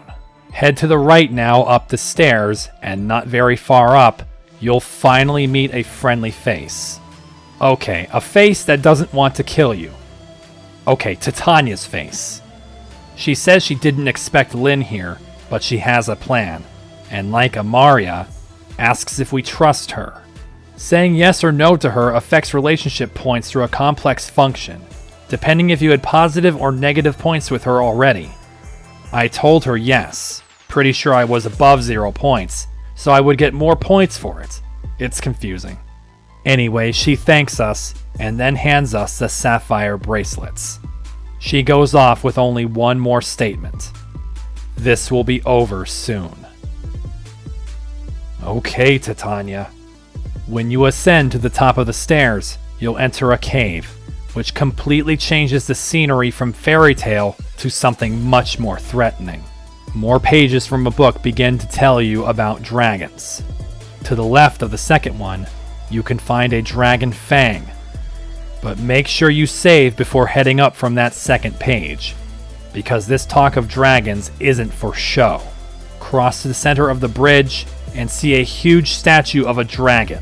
As if we hadn't had enough of animated dragon statues today, this one comes to life as well, and you must defeat it. Welcome yet again to a 6v1 hell fight. Your challenger will be a level 90 Zekrom. But if you thought that was all, you've just been thrown into a brimstone cauldron of a field effect for the first time.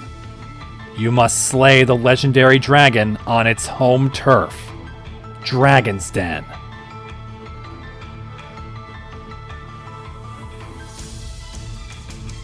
Oh boy, now this one. This one is the cream of the crop for the killing fields. Dragon's Den exemplifies the most classically powerful type and stomps on your strengths against it. The fact that you're only facing one Pokemon in its first appearance does not mean this is a tutorial. Zekrom can roll your whole team by itself thanks to this field. How can it do that? First, Dragon and Fire moves are 50% stronger. Meanwhile, Water and Ice do 50% less damage, meaning dragons effectively lose their ice weakness. On top of that, dragons have 30% more of both defense and special defense.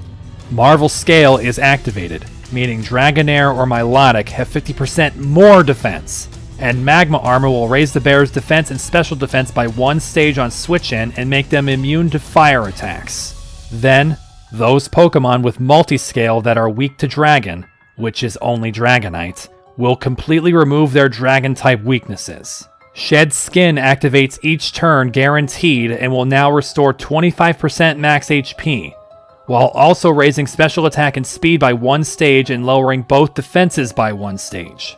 These moves will double in power and gain a fire secondary typing, whereas these moves just double in power. Yeah, Payday 2, which also scatters coins equal to 500 times the user's level instead of 5, meaning a level 100 would scatter 50,000 money. Holy shit, the farming capability! These 3 moves increase by 50%, and Magma Storm inflicts 1/6 max HP each turn it's active. Dragon Dance, big surprise, now raises attack and speed by 2 stages. Noble Roar lowers both attack stats 2 stages. Nature Power becomes Dragon Pulse. Camo becomes a type you can figure out. Secret Power may burn. An Elemental Seed raises special attack 1 stage and gives the Flash Fire power boost to the user. Now this field is a bastard, and is definitely one of the worst to handle, but it has a weakness. You can fairly easily change it irreversibly into a cave if you use one of these moves twice, or use one of these moves only once. This is definitely within your power to do by this point, as you can actually have Water EMZ and Surf. Against this single dragon you may be able to get away with this, but don't think this solidifies your chances against other opponents who will use this field. It almost becomes necessary to do this, because the uphill battle you will have on Dragon's Den is far worse than any other field to this point. Big Top may have multi-pronged offensive capabilities, but at least you can use it too and hurt them with their weaknesses. Here, using Fairy is basically your only hope, and even then the dragons are much more durable than anywhere else. Considering the majority of the dragons you're likely to face here are already pseudo-legendaries with ridiculous bulk, bringing down an enemy team who has this home field advantage starts to become unfair. What's worse about this is that, unlike most of the other killing fields to this point, you'll see this field fairly frequently. It's going to haunt you in some of the worst moments. It is definitely recommended you bring the means to terminate this field whenever possible. It may not be very complicated, but it is very nearly the hardest. Depth 5.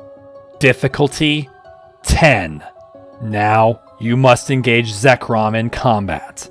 The Electric Dragon Legendary won't get stabbed on fire moves here, but it's not like Fusion Bolt is a slouch move. My lead against the Legend is Arcanine, who has that trusty outrage for this exact moment. Unfortunately, she doesn't ever get the chance to use it, as Zekrom unleashes a Z move, Tectonic Rage. The powered up ground move makes mincemeat of Arcanine. This won't end well. I go over to Slowbro to try to drop a Trick Room, but Zekrom uses its other signature move, Bolt Strike, which doesn't miss and she survives? Holy fuck, what bulk! With that, Slowbro tricks the room and goes first next turn with Psychic. I should have gone for Surf though, since that would bring the field 1 Surf away from destruction, and Psychic did very little to it. It begins an outrage now, killing Slowbro, as I bring in Mega Camera Up to capitalize on Trick Room. However, even a super effective Earthquake does only about half to Zekrom, as Camerupt is frustratingly hit with a critical hit outrage. I then go into Houndoom, who could end this now with Destiny Bond, but I don't do it yet. I go for Foul Play instead, which is still very poor despite Zekrom's insane attack stat. I keep throwing everything I have at the dragon, next being Brave Bird from Talonflame, but the dragon still barely holds on. Sadly, my last Pokemon, Greninja, who could have gone for Priority Water Shuriken, attempted to Hydro Vortex at the end of the fight, only to be anti-Trick Roomed by the dragon. Zekrom managed to ignore 2 straight confusion damage chances and kills Greninja. Gut Punch way to lose right at the end. I decide to do it again with Arcanine still up front. Of course, I know it's coming at her with Tectonic Rage, so I switch to Talonflame for the easy whiff. This attempt, I go for Tailwind instead, which Talonflame puts up before dying to Outrage again. I put Arcanine back out, which intimidates the dragon a second time, and Arcanine joins in the Outrage. Thanks to doing half damage on her first Outrage and the 2 attack stage drops, Zekrom cannot kill Arcanine in 1 hit, and she launches her second round of Outrage to slay the dragon. That went much better that time. Once again, it's a really good idea to have one or both of the speed modifier moves like I use in this fight when you have to deal with something so lopsidedly fast. With the dragon statue toppled, we advance further north in this blazing caldera to find another piece of parchment, upon which you read a line that explains who can slay a dragon. One more page beyond it tells you the answer, an answer that you have read before. When you move forward beyond it, you will come face to face with a suit of armor. Inside of it, as her voice gives away, is Lynn. She already knows we got the bracelets from Titania and asks that we hand them over to her now in the same way. She wonders if we'd rather think ourselves ready to challenge her, more than Ame was. I may be 15 levels too early, but I'm ready, Lynn.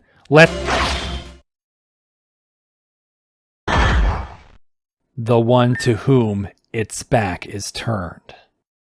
Lynn falls forward to the ground, as Titania then removes her helmet and delivers a coup de grace or four. Lynn is dead, as Titania explains that she gave me the bracelets just to distract Lynn. Now she'll let us keep them since the largest threat from Meteor is dead. Titania expresses the most happiness we've seen from her the entire game, and invites us to have our gym battle. Like I said before, I know all of your secrets this time. Walk up the stairs where Titania went to enter into a large arena, a light shard waiting for you. In the north, Titania waits. Behind her, one last page of her writing, which shows that even the literature she studies does not elude her bitterness. Speak to Titania when you are ready, as she then seems to change her mind about the bracelets.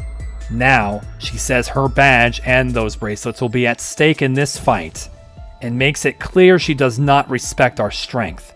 She is fully expecting to win against us. Before going against the Lynn Slayer, here are my picks for her steel gym. We're going to start with the fact that I'm bad at this game. No, really. I brought lots of fire types, like Talonflame. Why is that bad? Because if you remember from the Fairy Tail readout or last episode, fire attacks get a dragon secondary type. The only thing that resists dragon? Steel. I didn't realize this until late, then decided, I don't want to fix it. I even gave Talonflame Flare Blitz to make him have a super effective move, and now it's not. The only thing Talonflame will be good for is doing priority Tailwind, which will be nice. And like I said, I piled on the fire types. Next up is Arcanine. Yeah, we already saw her destroy Zekrom, but she's not going to have that kind of advantage here. Same 4 moves as before, none of them that outstanding for Titania, but Arcanine has been a great teammate. Also, her EVs finally got fixed up, making her fully offensive. Next fire type is Houndoom. Now here's a fire type who could have some benefits, because we all know what Titania's ace is. The ghost typing on Aegislash means the dark attacks will actually hit super effective, but I get a feeling that Destiny Bond will be getting a kill again in this fight. That leads me into my 4th fire type, Camerupt. Yeah, he's going to be the Mega here, not Houndoom. Again, Camerupt can do something other than use fire and actually get some good damage with Earthquake. As with Arcanine, Camerupt has all offensive EVs now. However, a Mega Camerupt is very slow, so we have to bring the Slow Bro. Yeah, I know I brought both Tailwind and Trick Room to the same battle. Again, bad, but Camerupt doesn't function if he's outsped by everything, so I figure if we start the fight with Tailwind, which lasts less time, we can then Trick Room later and have Camerupt do a lot of the work. Slowbro can also throw some surfs around with her own very low speed. Capping off this strange team is Greninja. Why did I bring him? Watery MZ. It tore through the suit of armor trainers on the way here, and his neutrality gives him a chance to land a massive Hydro Vortex when necessary. So yeah, this team is something. Not good, that's for sure. It should have more ground types, but I'm extremely thin on trained ground types. If this fight starts to get awful, I'll definitely need to change team members out, though I really don't know who. Let's cut to the chase for the 15th badge.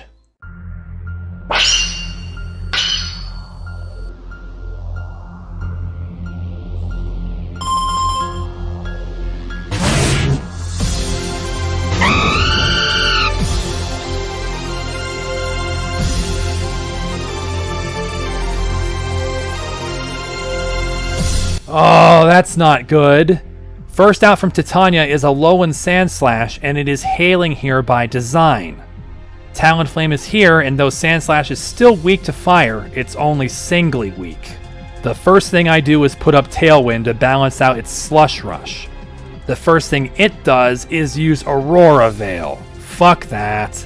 I don't have Heracross right now because I keep fighting types away from Fairy Tail, so I have no Brick Break for this. When I use Flare Blitz next turn, it doesn't do half, but it does burn the blue Sandslash, who responds with a now weakened Icicle Crash. Even so, Talonflame is being beaten up by Hail and is down by over half after that attack. Talonflame nearly kills, then goes down to the next Icicle Crash. I then put in Houndoom and just hope that Titania doesn't heal. She doesn't. Then the Fairy Tail staple appears. Klefki. No. I hate this thing. And you know what I hate more? Being bad. I put in Arcanine and go for Heat Wave as it prankster Calm Minds. My Heat Wave misses. I do it again. Let me reiterate something, because maybe I'll remember something if I try teaching it enough. On Fairy Tail Field, fire moves get a Dragon secondary type. Dragon! Klefki! What's the point? I'm going to keep doing this. It's not like I learned it after making the same mistake 300 more times for the rest of the game last time. Anyway, this attempt's over. Arcanine goes down to 2 draining kisses. I vainly go into Camerupt, but his Earthquake into the still existing Aurora Veil does under half, while it Calm Minds again. Said Veil finally disappears now, but the next Draining Kiss fully heals Klefki and Earthquake only brings it to red. Another Draining Kiss takes down Camerupt. I go into Greninja, once again hoping Titania doesn't break out a potion. My hopes this time are dashed. My hopes are rekindled with a crit Surf, breaking through the Calm Mind special defense. My hopes are then dashed harder by another potion. Fuck off, Titania. The next Surf does much less damage with no crit. Klefki's Drain Kiss reduces Greninja to a husk and brings Klefki back to full HP. Yeah, it's over. I definitely gave up here. I did not then attempt to use Houndoom's Flamethrower on it. No way. Never. Okay, so this is all bad. Aurora Veil cannot be put up first, but a Slush Rush Sandslash will definitely go before anything that I try to use to kill it first. So then the question is, can something on my team use Brick Break? Yes! Slowbro. What? That's the dumbest... Next attempt starts with Slowbro up front now, having learned Brick Break.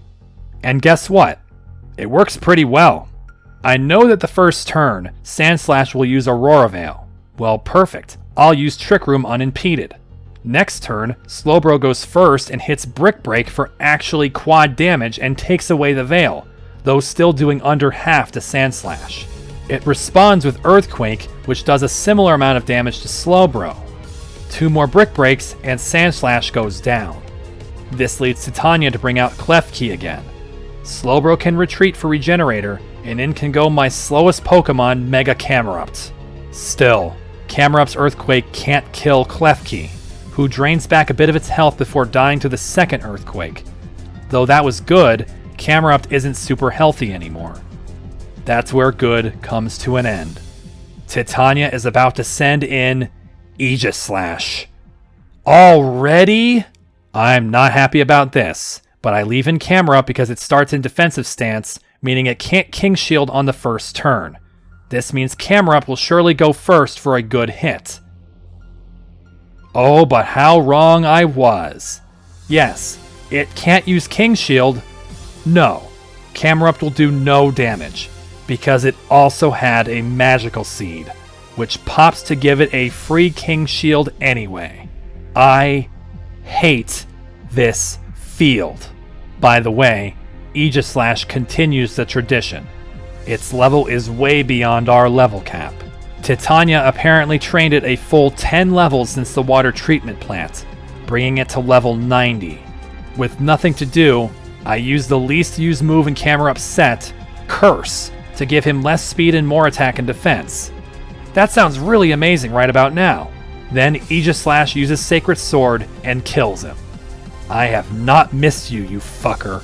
Not in the least. Now remember something. Like the Doublade in Shade's fight, Aegislash is not that fast, but the rest of my team is. That fucking sword is anti-trick rooming me now unless I use Slowbro, which is bad since it's a ghost type. At this point, I'm also trying to figure out how to deal with the awful stance change problem. It's in attack stance, so I go into Houndoom, thinking that Aegislash will then King Shield this turn. I then immediately switch into Arcanine to trigger an Intimidate, thinking it will waste its turn with King Shield. It didn't use King Shield. Arcanine loses 2/3 of her HP to Sacred Sword, but now the Trick Room has gone away. I try this maneuver again, moving back to Houndoom, and this time, Aegislash raises its shield. It was at this moment that I learned for sure that fire moves aren't super effective here, going for Flamethrower before it attacked and doing that little. Houndoom is cut down, and I'm pretty much checked out again.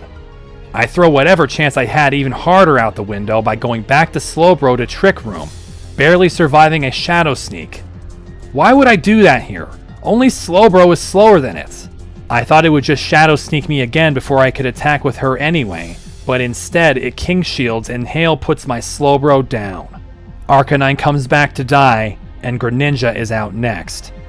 Somehow, the Aegislash leaves itself open, and unlike every attempt at Ciel, Water Shuriken gave enough hits to barely bring Titania's ace down. Into Greninja, Titania is going to send the savior of Fiore Mansion out, Excadrill. Why? You're sending a ground type right into a Hydro it also had a magical seed. Yeah, not like I should have had confidence left in this attempt. I make it whiff an Earthquake by switching to Talonflame, but then it Swords Dances and doesn't die to Flare Blitz.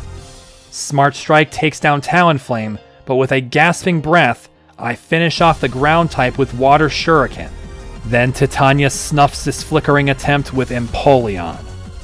If any Pokemon should represent how worthless fire is here, it's that. Failing to cause a flinch with Dark Pulse, we move into the 4th attempt. Sandslash is dealt with the same way, leading into Camerupt doing the same thing against Klefki. So of course that means we now have to figure out how to outsmart Aegislash again. Its first turn using a Magical Seed is heinous. It completely screws me over, especially being so slow. I figure to put Slowbro out first, then swap her out to regen more HP, sending in Arcanine to accept the consequences, intimidating it. Arcanine took a Shadow Sneak for less damage than Sacred Sword, and now I want to get Camerupt in front of this sword somehow without him taking a huge hit. I pray for the wasted King Shield switching to Camerupt, but I'm stabbed with a Sacred Sword again. Trick Room ended just then anyway, which would have fucked over that idea. I should have gone for Destiny Bond as soon as possible, but I go into Talonflame to use the other speed modifier I have, Tailwind, which does get Aegislash to waste a King Shield. Talonflame then Flare Blitzes, but does very poor damage. That's when Aegislash uses Swords Dance for 3 stages of attack. Yep, cool, great, awesome, Shadow Sneak. Houndoom, it's Destiny Bond time. Nope, it's Stare at a King Shield time, and now Destiny Bond is on cooldown for a turn. I move for Foul Play thinking it will Shadow Sneak me even though I resist, but instead, it stays in defensive stance as Titania heals it. It does nearly half, but not, and I think that Dark Pulse has to do it. It didn't. I really should have used the Destiny Bond there, as Aegislash kills Houndoom. With a shred of HP left, I bring in Greninja, once again begging Titania not to heal. She doesn't this time, but though King Shield blocks Water Shuriken, it can't block the hail, and Aegislash finally falls. The Emperor Penguin is going to march out here again, and my team is simply not suited to deal with it now. I send in Arcanine, thinking that an Intimidate will prevent it from killing with Aqua Jet. Sadly, Empoleon is just faster and uses Scald to kill. Back to Greninja, Dark Pulse fails to flinch again, and Slowbro's Brick Break forces a special attack boosting Berry and a heal from Titania, and another loss follows. Man, this sucks. I tell you what I want. I want Klefki to die in one hit. So I max out Camerupt's level to 85 and try this again. When we get back to said keychain, Earthquake is still not enough to kill it even with 4 more levels. In about the same situation as before, I decide that I just need to have Camerupt come in and deal with this bastard Aegislash as soon as possible. For the magical seed, I send out Slowbro to take the fall against Shadow Sneak, then Camerupt goes out. I am expecting it to use King Shield, but instead, it goes for Shadow Sneak again, and we find the way in. Camerupt survives. Earthquake then sunders the sword. None too soon, too, as Trick Room fades. With that little HP left and Exadrill showing up, I leave Camerupt in to make sure it wastes its Seed Shield. To Exadrill, I send out Greninja and decide this is the best time to Z-move. I drown the mole with Hydro Vortex, easily wiping it out. Titania has 2 left, the next being Empoleon. I'm pretty sure that Houndoom won't outspeed, but it will if it had a Tailwind. Talonflame Gale Wings up a Tailwind for me, and is downed by Scald. Yeah, use that again. Use it right now on this Houndoom. Indeed it does, and Destiny Bond brings it to the last Pokemon. I'm blind to it, but I decide that if I send out Arcanine first, she can Intimidate, and if I pull her for Greninja immediately, she could Intimidate again. In goes Arcanine, and Titania's last Pokemon is Scizor. I thought this was pretty much over, but I forgot that I should be expecting a Mega in every major battle now.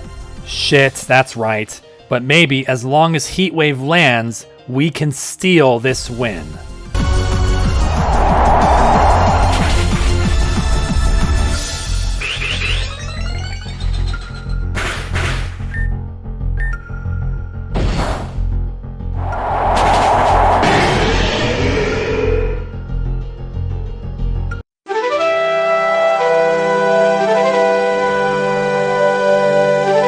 Thank God Heatwave landed both times.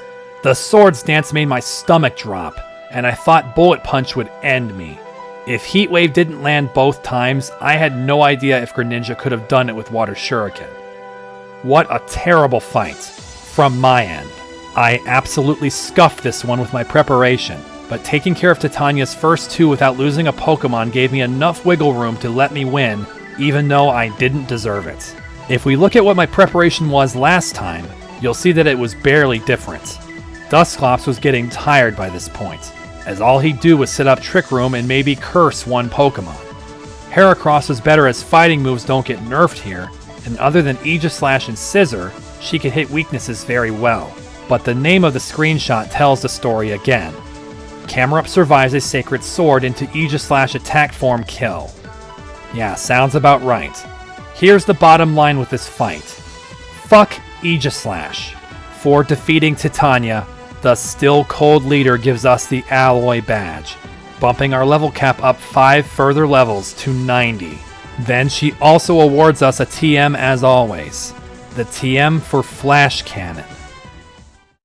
You had to give me the TM for this move? Reminding me of what Lyn did? But what will remind you more is the voice you hear at your back. You turn and see the impossible truth. Lyn is not dead.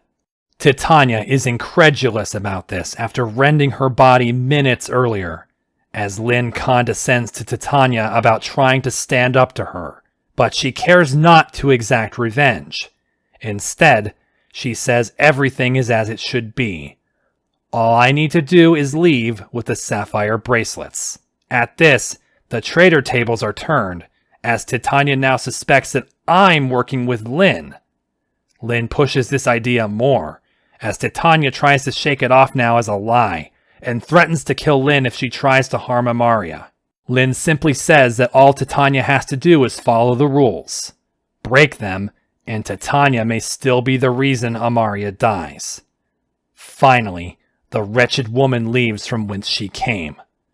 Titania thinks that Lyn should have no reason to go after Amaria anymore, but Titania will go back to Amaria now to protect her, and we are coming too, with the threat that she will kill me herself if I am truly a traitor. People really do just put these keys in my hands. I don't ask for them.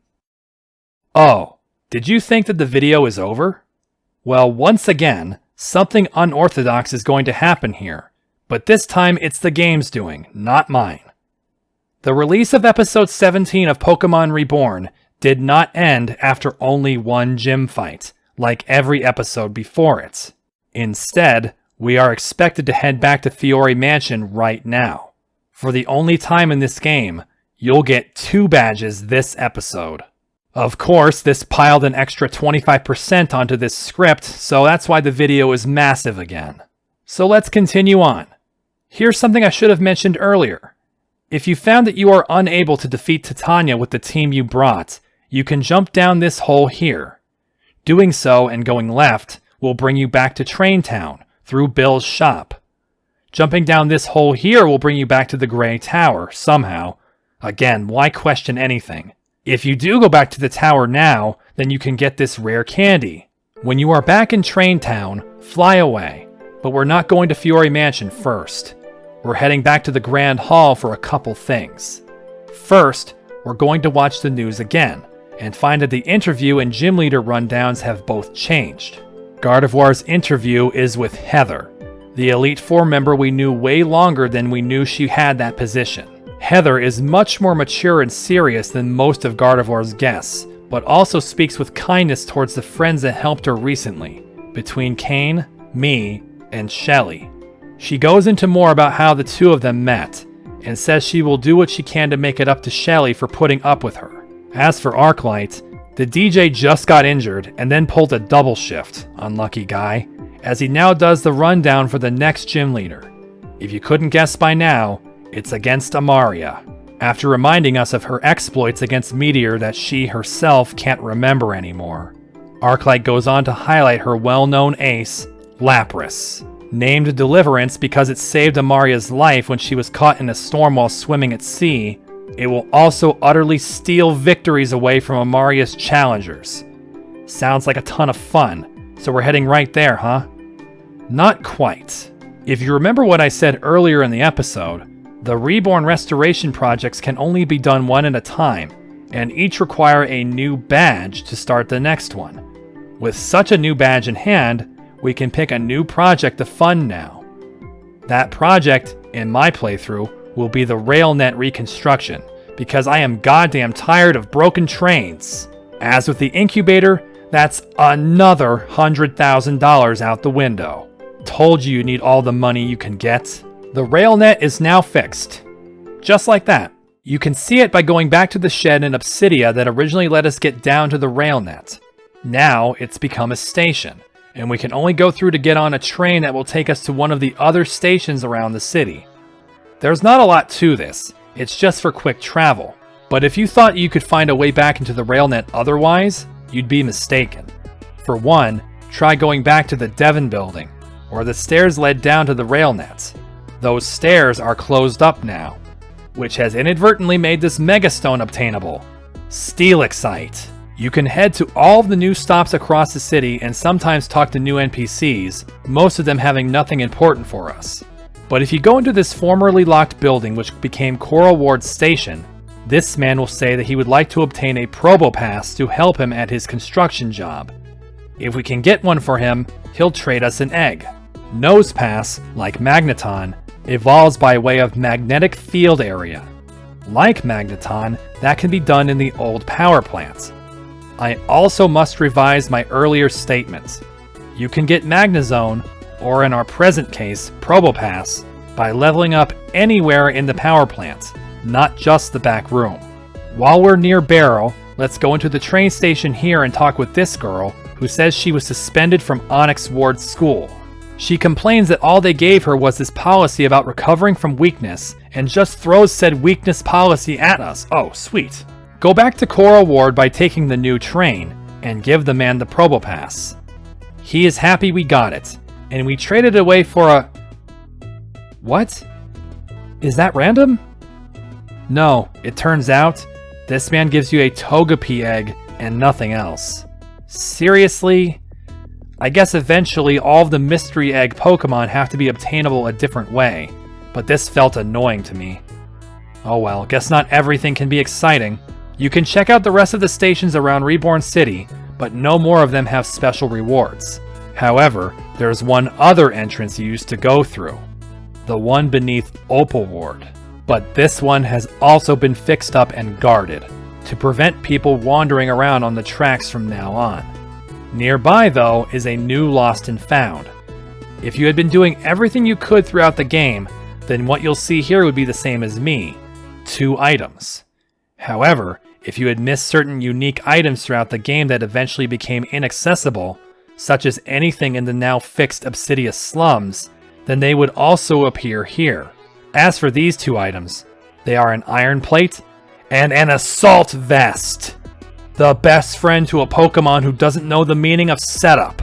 Just a moment ago, I mentioned the Obsidian slums. And when you think about those combined with the rail nets, then you may remember something.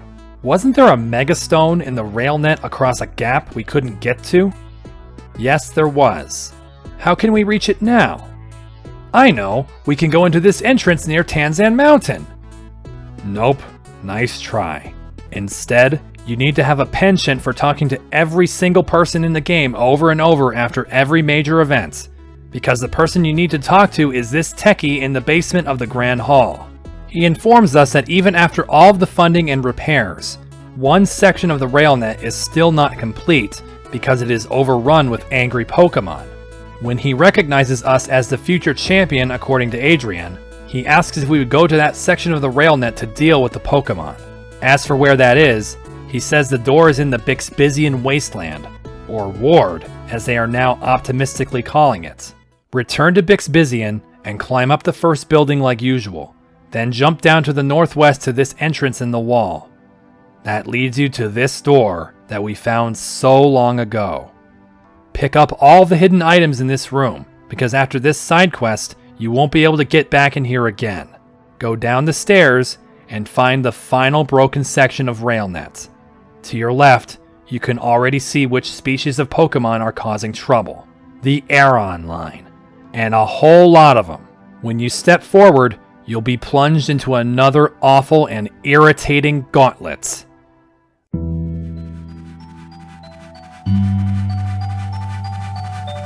The first round won't seem so bad at first, as you are faced with a very low-level Aron. However, every single Pokemon in this battle has Sturdy, and they will use it to attack with a move that will make the ceiling cave crumble. 2 of those moves, and your current Pokemon will faint. So here's the solution. Do the same thing as you did against that level 1 Aron in the desert and use a multi-hit move. Greninja's Water Shuriken is immensely good for this, and will defeat all 4 of the Arons and 2 Lyrons easily. Whipping this fight makes it so that the next stage isn't as much of a headache, but trust me, your head will still be hurting. Up next are 7 Agrons. In doubles! These 7 don't have Sturdy.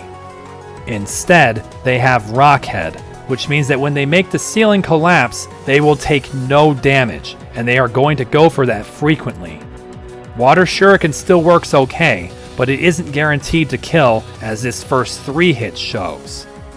Talonflame's Flare Blitz does little damage to the defensive Pokemon, as one of them uses Bulldoze. This ends up killing their ally, but the ceiling is at half HP now. The 3rd Aggron comes out as Greninja takes down the 2nd one, but the new Aggron bulldozes again to put an end to my first line of offense. Houndoom and Heracross come out next, the latter of which close combating the weakened 3rd Aggron down. Houndoom attempted to kill the 4th with Destiny Bond, but its Rock Slide was just too weak to do it. Heracross then manages to kill another entering Aggron right away, but Houndoom cannot finish off the other one with a Flamethrower, and both of my Pokemon are taken down with Rock Slide. There are 3 Aggrons left, to my Vanillux and Arcanine. The 2 of us easily blast through the 2 Aggrons in front of us, but on the very final Aggron, Arcanine's Heat Wave missed, leaving Vanillux's Blizzard short of a kill as it then goes for Bulldoze. It hits both of us, lowers both of our speeds, and then it goes first to Bulldoze a second time to collapse the ceiling on us.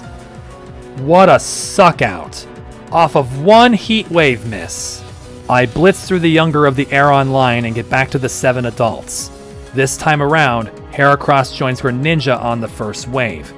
Unfortunately, Greninja gives me the good old 2-hit Water Shuriken, and Heracross can't manage a kill without Guts, so Greninja is destroyed by a Z move, Continental Crush.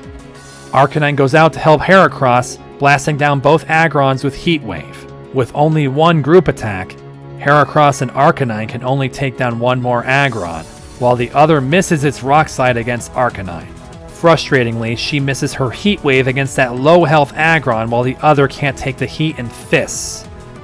Heracross goes down to the next Rock Slide as Houndoom comes out.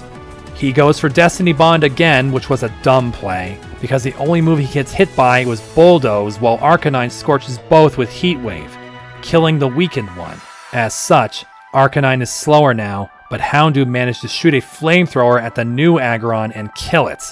Sadly, right side Aggron bulldozes again, and both of my fire types are crushed. I'm down to only Talonflame and Vanillux. The same kind of ending appears to be repeating itself, as Vanillux is able to kill one, but the very last Aggron hits us both with Bulldoze. Remember, flying types can be hit by ground on Cave Field.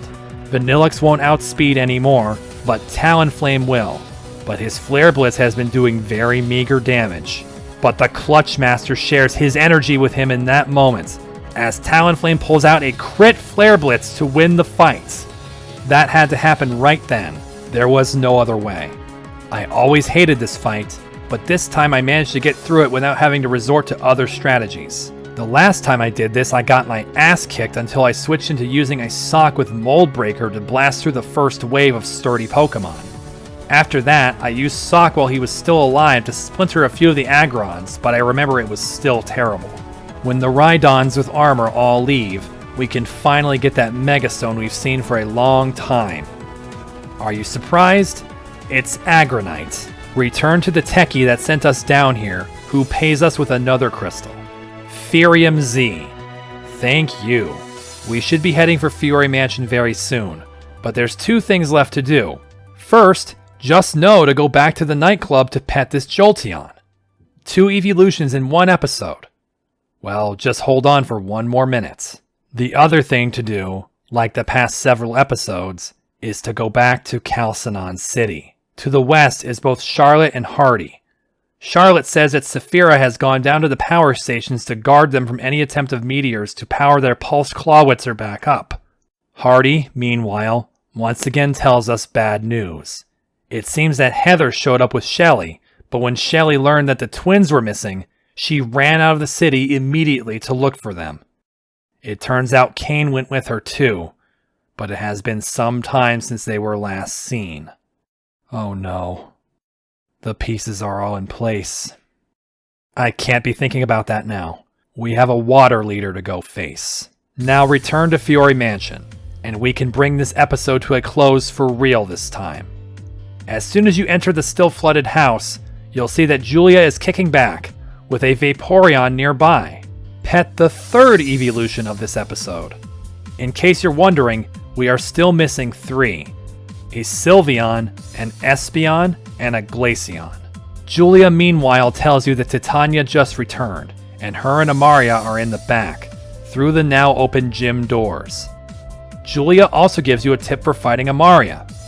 Use electric attacks. Julia, your tip actually sucks, as we'll soon see.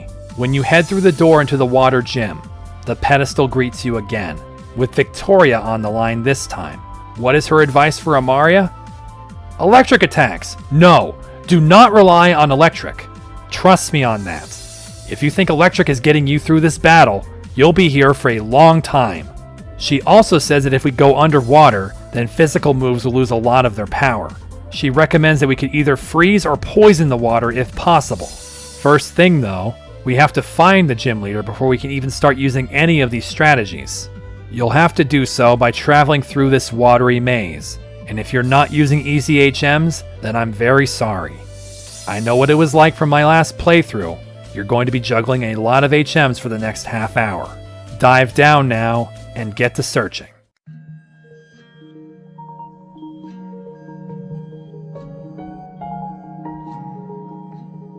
As you go, you'll be treated to a slower version of a track we just heard in this same episode, the 10 Carat Hill remix.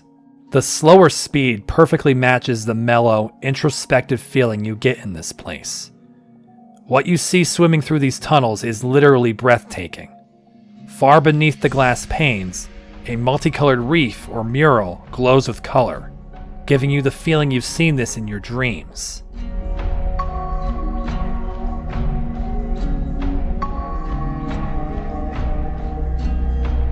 This maze can be very confusing. Not only is it sprawling, but it has an upper dry layer and the submerged lower layer. You'll need to dive and surface often to reach the innermost part of the gym, as well as the items. Yes, there are some items to pick up, one of them unique. What you should do first though is go to the back of the gym, because the battle with Amaria won't start immediately. Getting there is pretty simple if you go the correct direction from the start. The very first doorway into the maze from the surface you enter has 3 paths to take. If you take the southern one, then the path never forks again and you will get all the way to these 2 waterfalls. Either one of them still takes you to the arena. Coming into this chamber underwater, the glowing stones below the glass now begin shifting colors beautifully. In this room, a familiar shape casts a light on the floor. Head up to the surface and find the arena proper. On the platform in the center, you'll find Titania. She starts out right away with negativity, saying that Amaria just swam away after Titania said the wrong thing. She tells us that we should find her and we'll probably have a better chance to get her to listen. Jump back in, or take the glowing blue panel to the south that takes you back to the beginning of the gym. From now on, if you enter a section of the maze and the colors are changing like they are beneath the arena, that's where Amaria is. However you return to the original fork in the waterway, head to the right, which will progress linearly for a while. When you get here, the path forks again. Take the left tunnel to surface up here for an ability capsule. Go up the waterfall nearby, then down beneath. You'll reach an area with a lot of branching paths. The way you should go right now is by going down and taking the first left. Up in this alcove, you'll get to the unique item I mentioned. Slowbro Knight. Almost got all of the ones I was ready to use. We can find Amaria in a couple screen transitions from here. Go south, then in the next room, take the first up to head all the way to the left end of this tunnel. When you can go up again into a new room, do so. The next room now bounces with color, meaning Amaria is swimming nearby. Her position can change slightly, but for the most part, if you take the first down, then the first left, and then the first up, you'll find the troubled water leader, who then proceeds to speak to you. Underwater! Okay, alright, moving on. She remembers that my name was Oildrum, but about the gym battle, she asks we come back another time. She says how this place is so peaceful, yet so dangerous. One mistake, and you drown. She's waiting for what she calls a lucky mistake. For that reason, she doesn't see the point in us battling, and then swims off. You need to follow her back into the previous room you were in. You should head to the right from the door, and then go up to find Amaria again. She apologizes for what she said to us, a challenger, being a gym leader. She says she doesn't want to die, but finds no big issue once it does happen. She wouldn't be a burden on anyone then. She laughs at herself for speaking like this, saying how it makes her unbecoming of being a gym leader, and says we shouldn't bother with her anymore. Once more, she leaves. Head back one more previous room to find it glowing now. Take all of the first rights or ups you can until you find her in this corner of the aquarium. She asks why we insist on following her, saying Titania is the same way. She then explains, though she apparently doesn't know us, why she fell in love with Titania. She reveals it was because she was the only one who stayed with Amaria through any number of mortal moments. Then she says something else. She knows Titania doesn't love her. Sometimes I wonder with Amaria if she really did forget everything. In the end, she finally relents, saying we're just another challenger who wants a badge, so she'll go do what she's supposed to do. Though the battle is now ready to begin, there's one last item to find in this maze. From the original four-way split, go now to the left. Follow the linear path until it forks again here and go south. Go up in this room when you can, and exit out this door and surface. A visible item rests here, another max revive. That's the last very valuable item. It's time to return to the arena for another gym duel. head back to the arena the same way as before and speak with the two leaders. Titania then begins telling Amaria that she is still in danger, that Meteor was after her bracelets, and that I will keep them so they won't come after her. Amaria believes this means Titania will stay to protect her, which Titania reluctantly confirms. She thanks Titania and tells us we can battle now, as Titania leaves. When we speak to Amaria, she says she's not as worried about this as Titania is. She'd just treat it as that lucky mistake. She says that all she wants to do is hold on to Titania until she no longer can. But then she turns her attention back to our battle and asks a question. Do I prefer singles or doubles? Seriously? Well, gee, I don't know. Maybe singles would be nice? She says that we are in good company picking singles, but is ready to battle that way as well, and accepts our challenge. Before we jump in against the water leader, one that has been a long time coming, let me show you what my team is going to look like for the second leader this episode. Even though we got lots of advice to use electric types, I've got much more than that ready for Amaria. We're going to start with a page from Charlotte's gym. Fight fire with fire. Well, water with water, and the first for this is Slowbro. Now Slowbro's main purpose is to use Trick Room, because on both water surface and underwater, non-water types are immensely slower. Trick Room, though, loves that. Slowbro will also be able to hit submerged water types with Surf for neutral damage, and with all the boosts that Surf gets, that's going to be pretty powerful. Next to her is Greninja. Now he doesn't need Trick Room, but he will be doing the same things as Slowbro, using Surf and better Hydro Vortex. Against something like a Whiscash or Swampert, an underwater Hydro Vortex will hit weakness, so that will be extremely powerful. One more water type we're bringing along, while also starting the recommended electric types, is Washing Machine Rotom. This time around, Rotom could be pretty good using Discharge, which will be boosted on both of the field effects Amaria uses. I'm still salty about the Zero Special Attack IV, but it's not something I wanted to mess around with in breeding. Rotom will do fine enough. The other electric type I'm bringing is Emolga. You might have thought I'd bring Zebstrika, but I fixed his EVs to be fully attack-based, and physical attacks underwater are nerfed. Emolga can use Volt Switch and Discharge for full damage, increased by the field effects. He'll be good too, but here's the thing.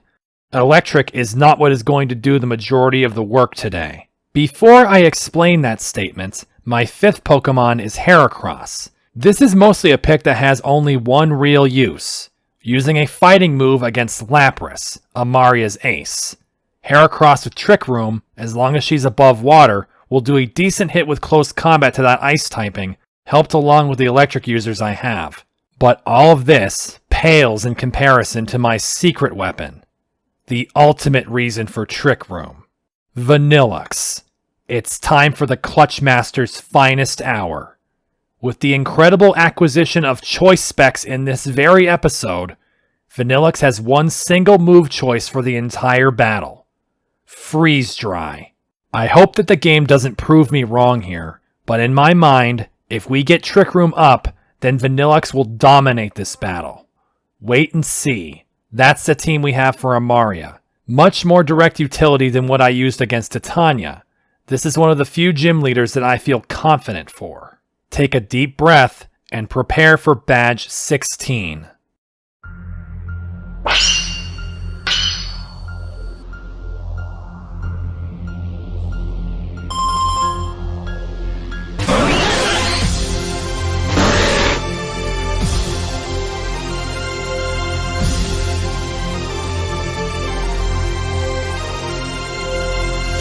Leading for Amaria is Starmie, speedy as ever, against my Slowbro, slow as ever.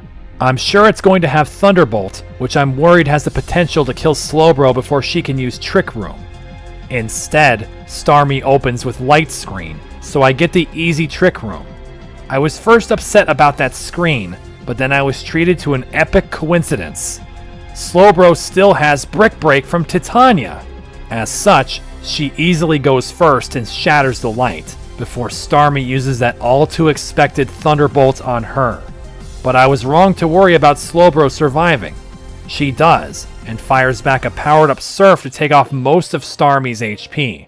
This is looking good for me. Slowbro takes the fall and out goes Vanillux. Amaria goes for an Ultra Potion to save the Starfish, but against Choice Spec's Freeze Dry, it still can't take it. I know what Amaria is going to send out next. The only thing on her team not weak to that. Lapras. Already her ace is coming out. This is the only Pokemon I don't know if I'm prepared for well enough, but I send out Heracross. Deliverance appears, and though it is not as many levels higher than us as Aegislash was, it is still above our cap at 92. 5 levels higher than when we saw it at Blackstein.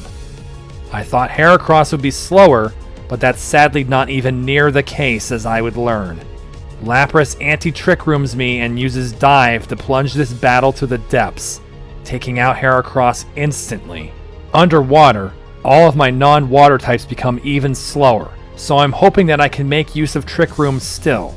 For that, I send out Emolga to start using Discharge, but my speed shenanigans mean nothing to Ice Shard, which takes a third off from Emolga. What's worse is that even with the double electric power from underwater, that Lapras is the tankiest thing of all time. Its extra special defense stage makes it only lose a third of its HP to Discharge, and then it cleans up its own paralysis with Hydration and heals 1/8 max HP with the Aqua Ring it got from the Seed Wall on the surface. I'm not liking this one bit. Emolga tries his best, but after another turn like the last that puts Deliverance into yellow, Amaria uses another potion. Emolga uses one more Discharge to bring it down a third again before my Trick Room is gone and Ice Shard shoots him down. Man, this Lapras is horrible. The fight is basically ruined already since Trick Room is gone. I go into Greninja just to test the waters, a pun you damn well know I intended, and blast it with Hydro Vortex since it is neutral against it underwater. It does about half, but that only makes me more worried. I begin using Surf after it used Curse once, but I discover that Lapras' best move against Greninja is Ice Shard, which does very little to him. My Surf, though Lapras is healing a lot of it, does do net damage to it. We attrition like this for a while, until the Lapras finally goes down. Next out, though, is an example of what Vanillux was supposed to do in this fight. Use Freeze Dry on Ludicolo. Instead, with no Trick Room, a Choice Spec surfing Ludicolo blasts down Greninja and Vanillux, only taking a non-lethal hit from Rotom before finishing it too. Well, so much for simple. This flustered me, because I honestly thought being underwater would make Trick Room perfect for this team, but the problem is that being underwater basically means it's already too late. I try again with the same setup, taking out Starmie the same way, but putting in Greninja against Deliverance from the start. Unfortunately, attrition won't work this time, as Lapras opens with Dive and crunches Greninja for 3/4 of his health. I throw the Hydro Vortex and Surfs as I can, but Lapras wins the exchange this time. Amaria full healing it again, and Trick Room turning off in the meantime. Rotom goes out and discharges, going first and dealing a sizable chunk of damage, and Ice Shard is again Lapras' only answer. Rotom more easily takes down the Transport Pokemon, but again, where are we going from here? Right back into Ludicolo, who this time Giga Drains Rotom to death. I have no confidence again, but when I send Heracross out to try Megahorn, it then bails out to let Swampert take its place. Megahorn does a small amount, and then with a misclick I use Bulldoze. But this was actually a good move somehow, as ground moves have a water secondary, so Swampert is weak to it. Heracross takes back a Stone Edge crit, but it does a lot less than that sounds. I now attrition with Swampert using Bulldoze, and barely pull through alive after burns and earthquakes. This chaotic fight is still progressing somehow, but next is Kingdra. At this, my only choice is to see if Vanillux can stand up to that beast and use Freeze Dry. But Amaria's Atlantica is ready to go full throttle. It unleashes its Dragon Z move, Devastating Drake. And then the Clutch Master survives and returns fire with a quad damage move, killing the Kingdra instantly. Do you see how this is working? It would be a cinch, but Lapras is ruining everything. As before, Ludicolo returns to the battle and surfs down my entire remaining team. I'm starting to worry about my options here. First thing though, Amaria's team all out-level me, so let's fix that. I try attempt 3 with my whole team 5 levels higher at level 88. This time, when Starmie takes down Slowbro, I try messing around with the AI. Instead of Vanillux, which will prompt Amaria to send something not weak to it, I send Heracross to try using Megahorn. Unfortunately, she misses once and takes a huge scald, but survives and lands it on the second try. Twinkle is down, and I find that this gambit does sort of work. Next out instead of Deliverance is Swampert. To this, I send Vanillux out to get the easy instant KO with Freeze Dry. Of course, now Amaria sends Lapras like before. I put Heracross back in to take the dive damage since that's the strongest move Lapras will do, and then put in Rotom. Trick Room fades after one more turn, with Discharge taking a bite out of Deliverance's deep health pool. 2 more turns of Discharge and Ice Shard brings down the ace, but we still have 3 to go, including that damn Ludicolo again. I leave in Rotom forgetting that it was going to use Giga Drain, but this is when I confirm to myself that it had a choice specs, as it then uses Giga Drain against Emolga too. He survives this, then blasts him with Discharge. Unfortunately, no paralysis leaves Emolga unable to take it down. Still locked into Giga Drain, Indiana hits Vanillux with a move that doesn't kill him, and Vanillux can easily freeze dry the grass water type from 80% to death. But now with Vanillux at half HP, Atlantica reappearing bodes badly. I try to bait it into using Devastating Drake against Vanillux and switch into Greninja instead, but it uses Scald, which kills Greninja outright, and Vanillux inevitably falls. This is where I knew I had reached an impasse. I started to consider my options, namely trying to delay Trick Room. But I knew this was straight out, because everything besides the fucking Lapras is fast as fuck with the water fields, and my own water types are fodder to Ludicolo's Giga Drain. Even if I killed the Starmie without Trick Room, which seemed dicey at best, and then started Trick Room a turn later, we already saw how that would progress. Basically, the huge problem was Lapras needed to die before diving.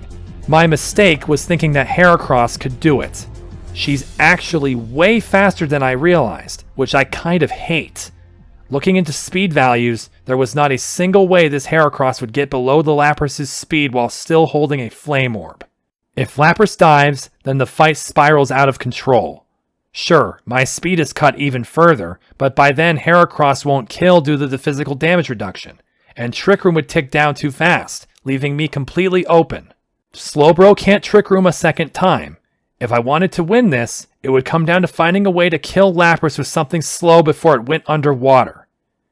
That's when I remembered him. Hariyama. Of course. Big Hands was my ticket. He's been fixed up to have all HP and attack EVs, taking the Flame Orb from Heracross. He's well beneath Lapras' speed, especially on water surface. Now the question will be is if he has the raw strength to crush the Lapras completely. We start once again, taking out Starmie with Slowbro and Vanillux, baiting Deliverance out here as soon as possible to see if we can do this. I decide that any amount of damage against Lapras is good, so I fake it out first. However, though Lapras heals the entire amount of damage I did with Aqua Ring, I unwittingly lucked into the better reason to do that. Flame Orb burns Hariyama to activate Guts. I had been worried about this, but now Hariyama has full power, and would go first with Trick Room. Is it all enough? Yes! That is it. That's the entire fight. Now watch as the Clutch Master freeze dries everything Amaria sends his way. First the Swampert, then the asshole Ludicolo, and then, even though Trick Room runs out, Kingdra comes out to try Devastating Drake again, and the Clutch Master repeats his own move for a third straight one-shot. This brings it down to Amaria's last Pokemon, which has been hiding in the shadows all this time. Wishy-Washy. The schooling Pokemon is a bit scary, but I have multiple Pokemon still remaining, and my choice to take it down is Rotom, who proceeds to prove itself.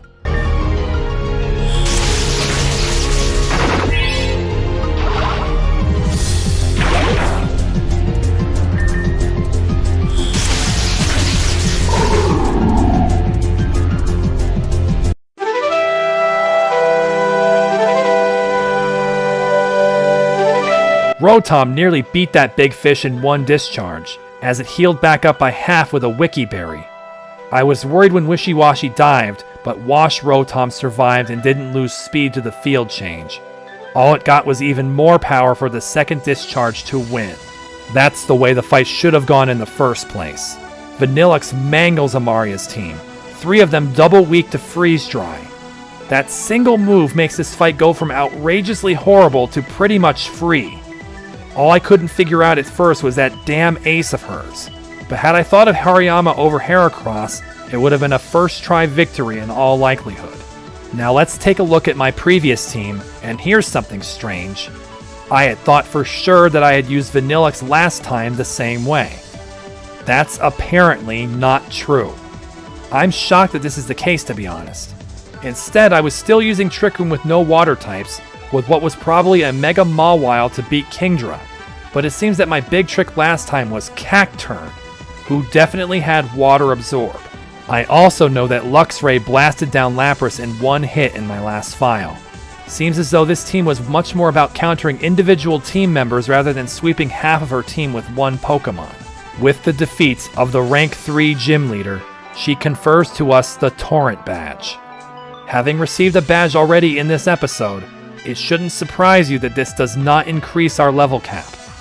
It does, however, unlock the final HM move outside of battle, Rock Climb. Next to that, she also hands us the TM for Scald. She admits now that she's finished up with acting happy, and leaves us so we can go continue on our journey. I wish I had a way to help you, Amaria. As soon as we attempt to leave the gym, Julia bursts through the doorway and announces that Florinia has requested assistance up in Calcinon. When you walk outside, Titania is here, and she says she cannot leave even though she wants to. She knows that if she tries to fight against Meteor, then Lynn would kill Amaria.